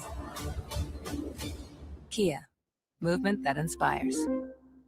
What you do today changes what you need tonight. Maybe you're getting into something, or getting over something, growing, making a comeback, or making it up as you go. Changing days call for changing nights. That's why the new Comfort Mode mattress from Sleep Number adapts to your changing life. Softer or firmer for personalized comfort, night after night. Only at Sleep Number. I checked Allstate first and saved hundreds on my car insurance. Unfortunately, I did not check just how permanent my body paint was. Your student body president, Stephen Long. Checking Allstate first was a great idea. Not checking if the body paint was permanent, not my finest moment. Yeah, check Allstate first. You can save hundreds. Rock chalk. Spring, the unofficial new year for tool people. A time to start new jobs and tackle new projects with new tools from Harbor Freight. Whether you're a pro or just like doing things yourself, we've got the quality tools and savings to start your new year off right. So come celebrate spring savings at Harbor Freight. Get ready. Unbeatable deals are coming soon at Harbor Freight's parking lot sale. For the acute treatment of migraine with or without aura in adults, Nurtec ODT can provide relief in 2 hours, which can last up to 2 days. Don't take if allergic to Nurtec ODT. Allergic reactions can occur even days after use. Get help right away for trouble breathing, rash, swelling of face, mouth, tongue, or throat. High blood pressure and Raynaud's syndrome can occur. Get help for high blood pressure, numbness, coolness, pain, or color changes in fingers and toes. Common side effect is nausea. Ask your doctor about Nurtec ODT. Like when I close my eyes and don't even care if anyone sees me dance. Like I can fly and don't even think touching the ground. Like a heartbeat skip, like an open page, like a one-way trip on an aeroplane. It's the way that I feel when I'm with you. Learn more about Celebrity Cruises' latest offers. I didn't think someone like me was at risk of shingles. The rash couldn't possibly be that painful. And it wouldn't disrupt my life for weeks. I was wrong. I didn't know that 99% of people over 50 already have the virus that causes shingles, and it could reactivate at any time. I learned that the hard way. But you don't have to. Talk to your healthcare provider today. Hey, John Hamm. Hey, Gare Bear. You still coming to my dog's birthday party? I would, but I have to sell my car. Well, just sell it to Carvana. Carvana? Huh? Great offers, 100% online. They'll pick it up. You told me about Carvana. Did I? And isn't that your car? I mean, that could be anybody's car. Okay, fine. I sold it to Carvana. Thank you. Whoa. So you'll come? I just sold my car. What, am I going to walk? Sell your car to Carvana today. The relationship between the FBI director and the president has always been complicated. Sometimes they're in moments of deep collaboration. At other times, the FBI is investigating the president. You don't want an FBI to try to destroy a president, but you also don't want a president to destroy the FBI. No one is above the law in the FBI's eyes. Standoff, the FBI, Power and Paranoia premieres Sunday, March 22nd on CNN and next day on the CNN app. We're following the close race in the Democratic primary for Texas Senate. James Tallarico and Jasmine Crockett are currently separated by about 85,000 votes. So I want to go to CNN's Jeff Zeleny at Tallarico headquarters. Jeff, how is the Tallarico camp feeling right now? Well, Laura, it's been a wait and see spirit here for the last couple hours. There was a big celebratory feeling, and then there was a bit of a deflation. But I have just been told a few moments ago that there will be a person on stage speaking here. The light just came on, but it is not going to be James Tallarico. I am told that a Texas state representative who is a surrogate and friend of the Tallarico campaign, Senator John Busey, will be addressing the crowd this evening. It is unclear if he's going to ask supporters to stay Some of them have been trickling off. One told us as she was leaving, it's past my bedtime. So we are going to hear from a surrogate and supporter of Representative Tallarico here shortly.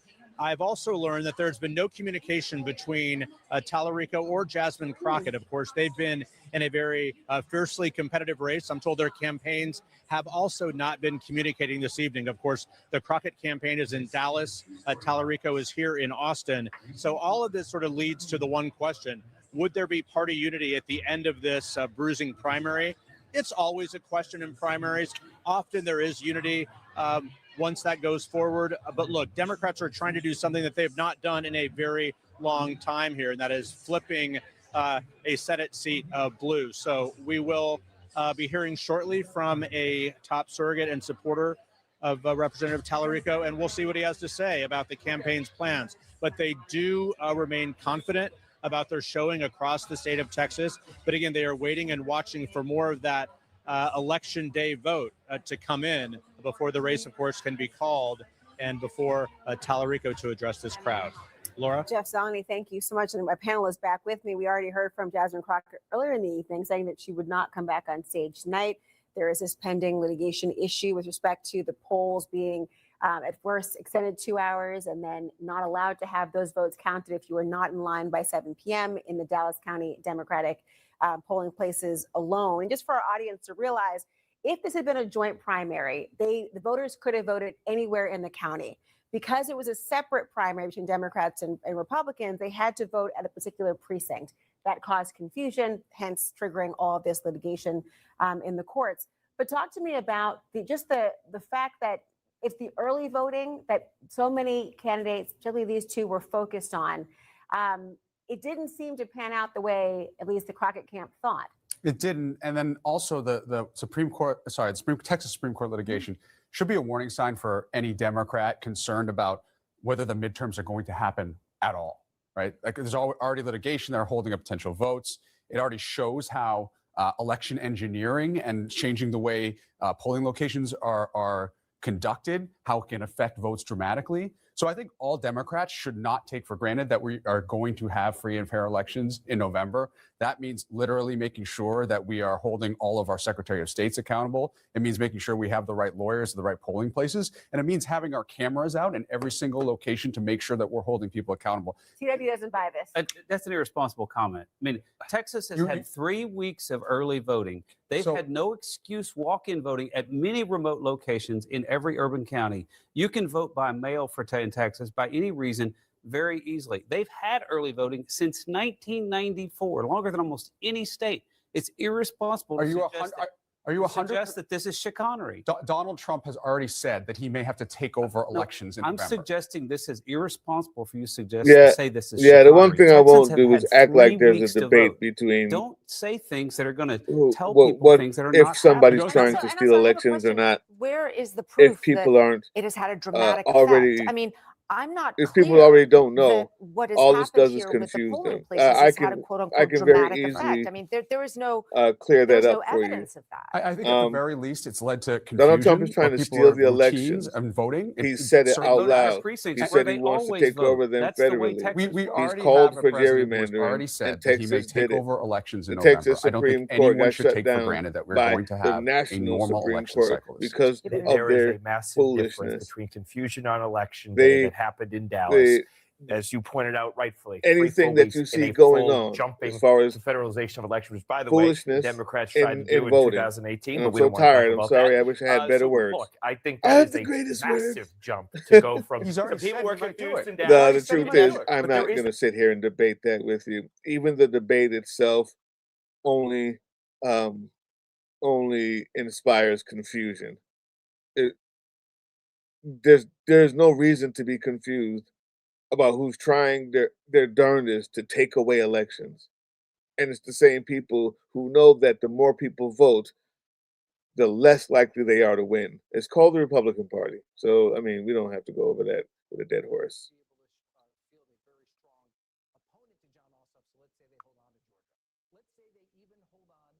Michigan, which is a purple state, kind of an uneven Democratic primary right now. Republicans feel kind of confident about what's happening in Michigan. And so, but let's say for argument's sake, Democrats are able to hold on to Michigan. Now we're down to 4. All 4 of these are currently held by Republicans, and Democrats would have to flip these seats. Well, we've already talked about North Carolina, so let's, for argument's sake, say that they can take over North Carolina. And let's even say up in Maine, where Susan Collins is running for re-election, Democrats like their chances there. They have a competitive primary, Graham Plattner, Janet Mills, the governor. That could be an open question, but let's say they take it. This is almost a best case scenario for Democrats under these circumstances. Now we're down to Ohio and Texas. We've talked about how Texas is the great white whale. Let's say they are able to win Ohio because they like their recruit there, Sherrod Brown. We talked about their offseason. Now it all comes down to Texas. Wow. If they can't win Texas, guess what happens? 50-50. If they can't win Ohio, 51-50. So when we go back to that initial map that we talked about, when it was down to those 6 seats, guys, that's where I think it really crystallizes. When you get to that point, I mean, if you'd gotten to the point where we got to those final 6 seats and you told me the Democrats had won all those seats, you thought they'd had a fantastic night, they'd still have to run the table on those other 6 seats in order to take back the majority. That's why it's a huge, heavy lift for Democrats. Can I ask you 2 questions? How'd that feel at the big board? Not pretty good. All right. I only wish I had khakis. And Don't let him hear you. now I understand why you need the khakis, because you got to move around. Can I ask you, I don't know if we can, I'd love to talk House stuff too. I mean, a Senate what if, I don't know if we have the similar, just a House landscape here, but let's, okay. Garrett, let me bring you back to the table. And Garrett Hake, let me go to you on this, because it's just a fascinating dynamic. And I think it explains too why so much of the fascination, I think, come November is going to be on the House side too. You know what? And it doesn't even have to wait till November. Ryan and I were talking about this during the break. With all of these House Republicans potentially losing their primaries, Mike Johnson might have to send the U.S. Marshals to go find these people every week to keep them coming back to Washington. I mean, the Republicans could lose their House majority before we get to November. If one House Republican retires, Republicans don't have a majority anymore. It's that close every day between now and the election. Just to remind people, we're talking about 3 seats here that Democrats would need to take back control of the House. Oh, yeah. I mean, if they were to win it outright, that's true. But where we stand right now, I mean, they don't even have to do that. Yeah, I mean, look, the math, the history all lines up in the Democratic side here. The redistricting wars, at least on paper, seem to have played out to a roughly even space here.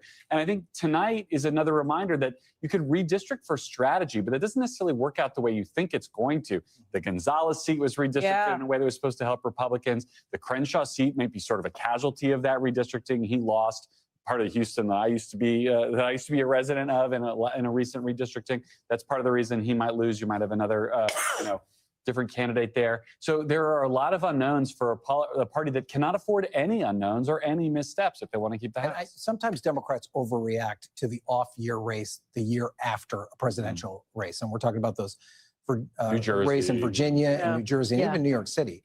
But the results were so decisive in New Jersey and Virginia, and the way that Democrats were enthusiastic about those races really gives Democrats the impression that they have the wind at their sails in a way that they haven't in a very long time. Well, and Ryan, we saw in those races, they reversed some of the gains that President Trump had made in 2024 with Latino voters, with critical voting. And with this discussion around, is the coalition that got the president to the White House in 2024 maybe starting to dissolve? Well, and I think there's so many key questions about what the MAGA coalition looks like for 2 reasons. One, with Donald Trump not at the top of the ticket, which is a huge driver for down ballot Republican races in years that he runs. And also, I always like to say that Donald Trump is kind of the head of this very dispirited groups of different factions, the Maha moms, the anti-interventionists, people all along those different lines. Not all of those issues has Donald Trump been reliable on. The Epstein files. This makes life a lot more difficult for down ballot Republicans. Well, hey guys, guess what? We got 7 more of these in the next couple of months before the next big one in the middle of May here, when you've got Georgia, Pennsylvania, Oregon, and the runoff. We're going to have to be back for that. Lots Mark to off look every ahead Tuesday. to. Yeah, that's it. I mean, honestly, final thoughts here.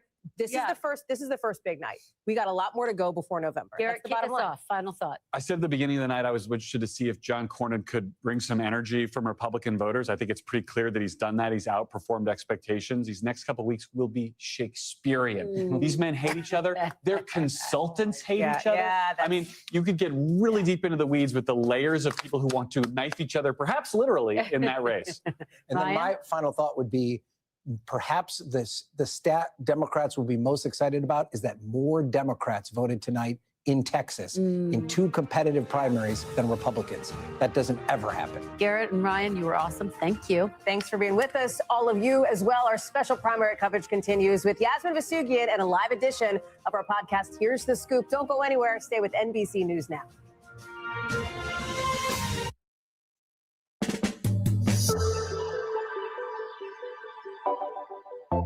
Got to say, 4.5 hours is never enough of Steve Kornacki, and he did not give me the official pass off, but I'm taking the ball anyway.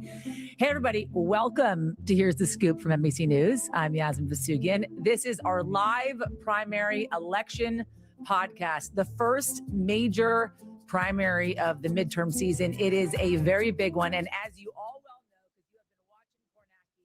well know, Okay, so I'm going to be on for another 10 minutes, maybe, and then we'll call it quits unless something amazing and ridiculous happens, and then I'll be here for it.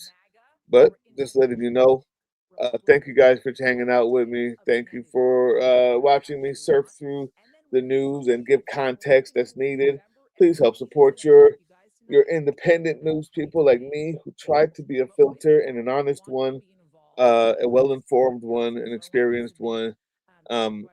Anything that you would like to give through super chat, super thanks, stickers, all that good stuff, you can join. You can also go to Patreon. It's all there to help. It's all there to help, man. I'm trying to find some more stuff, but everything kind of seems like everybody's just repeating the same stuff. There's nothing more than I'm giving you. So I'm gonna, oh boy, I'll try CNN one more time because I'm not sure that there's anything I need to hear from this panel of people talking. As a matter of fact, yeah, I'm done with that. We'll do CNN one more time and then we'll call it quits. If I don't see you, thank you very much, and we appreciate it. MS Now is harder to get. So right now I'm about to go to I meant MS Now, not CNN, but I'm about to go there now. But it's still called MSNBC. Against Michael Whatley, who won the state's GOP nomination. Whatley is the former chair of the Republican National Committee, an election denier and a staunch Trump ally. And in Texas, the AP projects Republican incumbent Senator John Cornyn and Texas Attorney General Ken Paxton will both advance to a runoff on May 26th. On the Democratic side for Texas Senate, the race too early to call at this hour. Congresswoman Jasmine Crockett is trailing State Representative James Tallarico by about 5 points, with nearly 70% of the estimated voting. And the main reason we don't yet have a declared winner is because of the chaos on the ground. Tonight, the Texas Supreme Court temporarily blocked a ruling from a Dallas County judge that extended voting hours in the county. Wow. The judge made that ruling over, quote, mass confusion at some polling places. After voters were turned away and redirected to other precincts. So let's be clear. This is the kind of chaos Trump and his allies are hoping for, sowing doubt about the strength of our election systems. Here's what Congresswoman Crockett said about Dallas County earlier tonight. We're not going to have election results tonight, in my opinion, based upon what specifically is taking place in Dallas County. Unfortunately, this is what Republicans like to do. And so they specifically targeted Dallas County, and I think we all know why. So I want you to enjoy yourselves, but I won't be back tonight because I have no idea of when we're going to get results, and I fully anticipate it won't be until tomorrow. Crockett's opponent, James Tallarico, has yet to address supporters. If he does, as soon as he does, we're going to bring you his speech live. Let's check in first with MS Now's chief data reporter, Ali Velshi at the big board. What do you got for us, Ali? You want to do this the easy way or the hard way? Hard way always. All right, then we're starting with the Democrats in Texas. As you said, we're at 72% of the vote right now. The difference here, 52.5% for Tallarico, 46 for Jasmine Crockett. She's sort of underperforming in areas where she would have had to overperform. Those areas are the Rio Grande Valley, where Tallarico has done very well. I'll just give you a few examples right now. In Zapata County, 71% in, 60% to 59% to 33. In Star, 62% to 29 for Tallarico. In Hidalgo, 66 to 30. All that kind of stuff. She's actually done Kennedy County, 48%. Jasmine Crockett has a small lead, but these are tiny numbers. See, 41 votes to 30 votes. Let's go to Williamson County. We've been waiting on this all night. Like Dallas County, there were some delays here, and for most of the night, we had no votes. We now have 58% of the vote in. Again, we don't know whether that's early or day of, because it's not broken out in this county just yet. So Tallarico's got 72% to Jasmine Crockett's 27%. This is in his backyard. He's from Austin. Travis County, which is Austin, look at that, 76 to 23. Just below that in Hayes County, 72 to 26. So in the areas that he was expected to perform well, he's performed very well. In her strongholds, including Dallas, 61% of the vote in, and we've been stuck at this number for a while. She's getting 60% to 38. So you see, she's not overperforming in the places that she was going to overperform. However, in Dallas County, which is going to be her richest source of votes, we're missing so many day of votes because of the confusion you just described, that I think she's hoping that new data that comes in is going to support and narrow her gap. Welcome to what the elections are going to look like in every Democratic state somewhere in those states, and also Democratic cities and counties in red states. This is what they're doing. They're open and honest about it. There's no more question about it. District than it is Al Green's, the way it broke down demographically. But with 70% of the vote in, they're separated by 2,500 votes. Menifee is as at 48% to Al Green's 43%. There are 3 or 4 examples at least tonight of incumbents who have gone down to defeat by challengers. I wouldn't put this into that category because it was 2 incumbents in a redistricted district. But there are a number of incumbents who have either lost or are losing tonight. All right, Ali Velshi, thanks so much. Ali Velshi, don't go far, Ali. I'm not going anywhere. To be clear, we're going to be coming back to you. I'm attached to this place. All right, you and the vest. We need you to stay. Joining us now is Evan Smith with The Atlantic. Evan, if you've been following our coverage, you've been seeing him. He's been following every legal twist and turn in Dallas County tonight. Evan, where are we at 12:06 p.m. or a.m. Eastern Standard Time? Well, as it relates to Dallas County, we're kind of where we were an hour ago, 2 hours ago, 3 hours ago. We're on hold, right? We have a Supreme Court stay on that last 2 hours where voting was extended. They're testing cheating or cheating. Just expect it to be underhanded at all times. We are going to watch a little different video. I'm going to let that go. Guys, thank you for being with me. Now let's have some fun before I go. Watch this. It's going to be hilarious. Hilarious.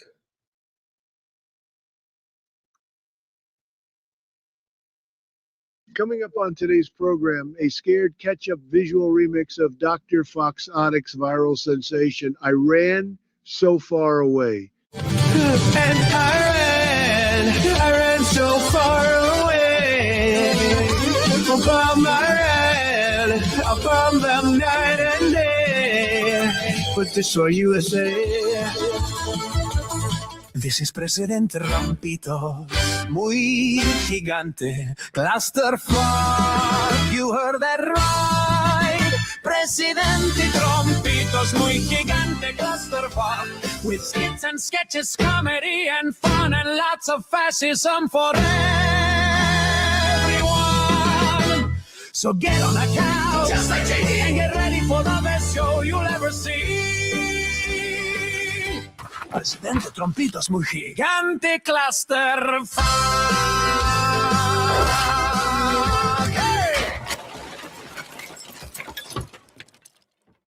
Hola, mis beautiful deplorablitos and radical left abuelitas. It is I, Presidente Trumpito, the leader of America, Venezuela, soon to be Iran, and maybe Cuba, and Greenland isn't off the table yet either. As some of you may know, I am freshly released from YouTube Carcel Maximo Security Resort and Spa. 2 weeks in cyber jail.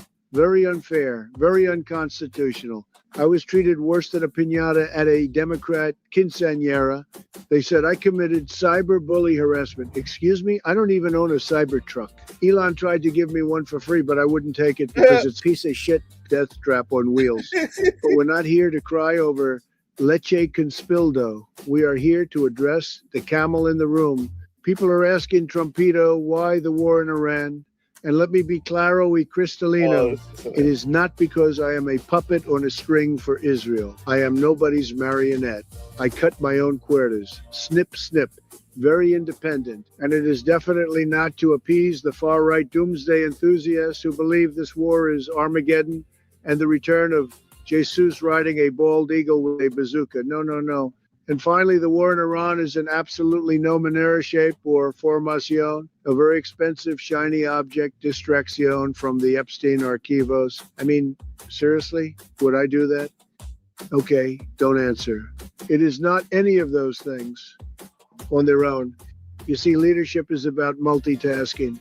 So what happened while I was unjustamente incarcerated in the YouTube penitentiary for 2 semanas? The short, one-word respuesta muchísimo, or as we say in the diplomatics community, a fuck ton. And honestly, the best way to explain these historic acontecimientos is not through boring journalismicals. No, no, no. It is through the most respected academic archive of our time, memes from the internet, because memes are the hieroglyphics of... This is Scared Ketchup, guys. Back from YouTube jail. Let's watch some more. I just wanted you to know what it was. Modern civilization, very cultural. So let us take a look together, like anthropologists studying the ancient ruins of Tiktokia. First up, the Winter Olympiadas occurred. Cold, icy, very brr. And let me tell you, there was no escasez of memes. In you go, pedo protector. Zero shortage. A surplus buffet of digital tomfoolery. And there's Trump waiting his turn. He looks a bit nervous. Yeah, let's hope he doesn't shit himself. Look at that form. Truly inspiring athleticism. He's flying down the track at incredible speed. And he's off. Look at that trail of mud. What a shitstorm. He's really plowing through it. He's hauling ass, and that mud trail is massive. This is incredible. The shit is really flying now. And he's off a massive mud trail from the back. It's splashing the spectators. They're covered in it. They're falling on the track covered in shit. Holy shit, he's at the finish. Oh shit, he's crashing. Mud explosion. In addition to the Olympics, I also announced that I would be releasing classified information about the existence of extraterrestrials. And of course, someone had to make a meme to commemorate this historic announcement. You got punched in the face by the Fresh Prince. Tonight, history was made on the White House lawn as humanity made first contact with extraterrestrial life. His name is Zorg. He is an extra cholesterol. President sat down for what was meant to be a historic, peaceful exchange, but quickly realized... He's here just to fuck with me. I got you, Elko, coming.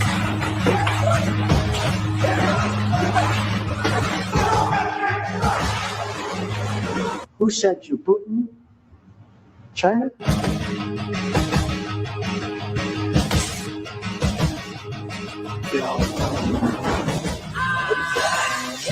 I saw the documentary, Independence Day.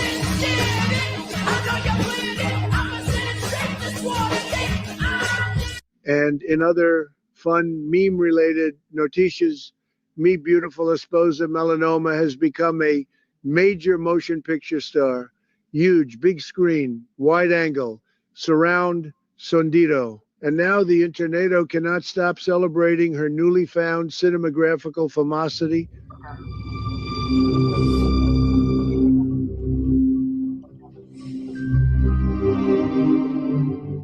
It's nice.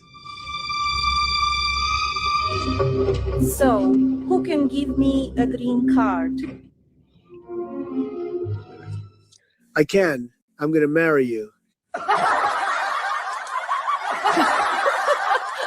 And finally, finalmente, but never finito and glorious honorificación of my head of Homeland Seguridad, Kristi Noem, being grilled to a crispy churrasco in front of El Congreso today. Please enjoy this pequeño meme diddycito.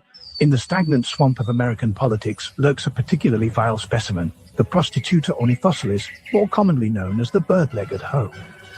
Observe its grotesque avian-like appendages. These bird legs are the hoe's most revolting feature, perfectly evolved for strutting through moral filth while maintaining a delicate balance on its own hollow principles. The bird-legged hoe employs pathetic cosplay-like camouflaging techniques to infiltrate various ecosystems. The border cowboy is a laughably unconvincing disguise typically used when the hoe approaches the southern border, looking like a cheap rodeo clown on horseback. Its most tragic camouflage, the ice barbie, is deployed when the creature attempts to blend in with a feral pack of incels known as ice agents, a sad spectacle of a desperate attention seeker playing dress-up with tactical gear it couldn't properly operate if its life depended on it. Oh, beautiful. The bird-legged hoe possesses an extraordinary ability to spew bald-faced lies. Behavior biologists call compulsive bullshitting, a skill so refined it could make Satan himself blush with envy. All right, folks, before we close with Scared Ketchup's visual remix of... All right, I'm going to let that go. You guys go to Scared Ketchup, man. Check that out. I got something else coming to you that's very important. We've got one of the Hitler Youth's best friends getting arrested, and that should make everybody's night better. Yeah, baby! Yeah! Get him! Yeah! I'm not resisting. I'm not resisting. There you go, Stump.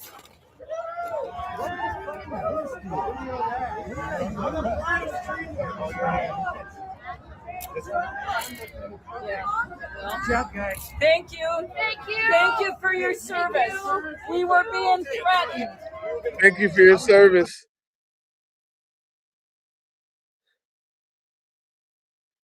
All right, and one more.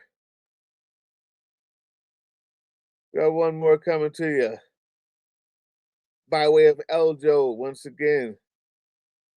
But I don't see it here. Let's see. Maybe put it in a different place. One more coming to you by way of Eljo here.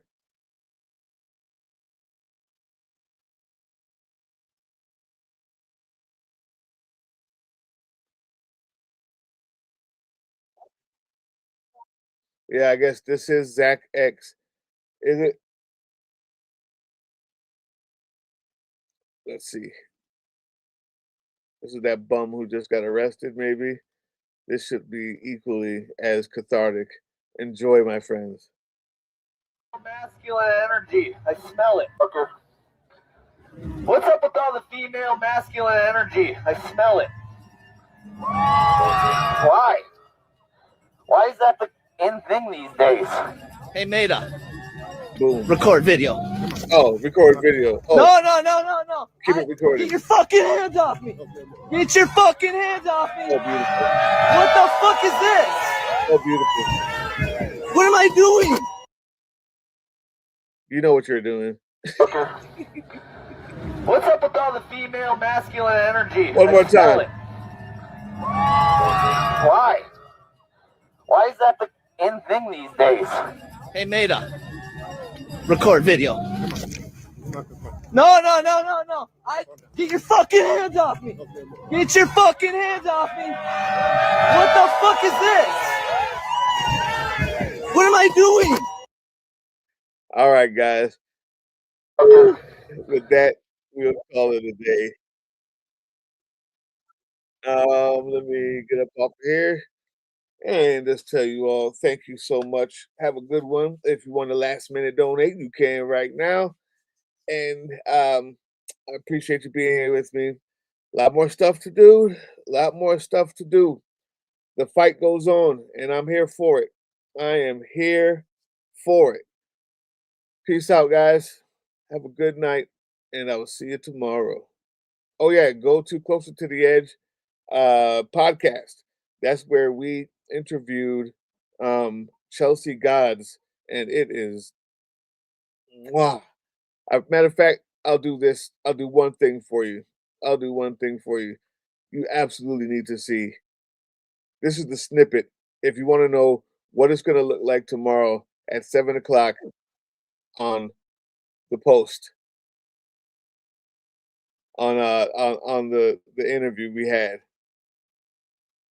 Check this. Oh, don't go anywhere yet. You need to see this.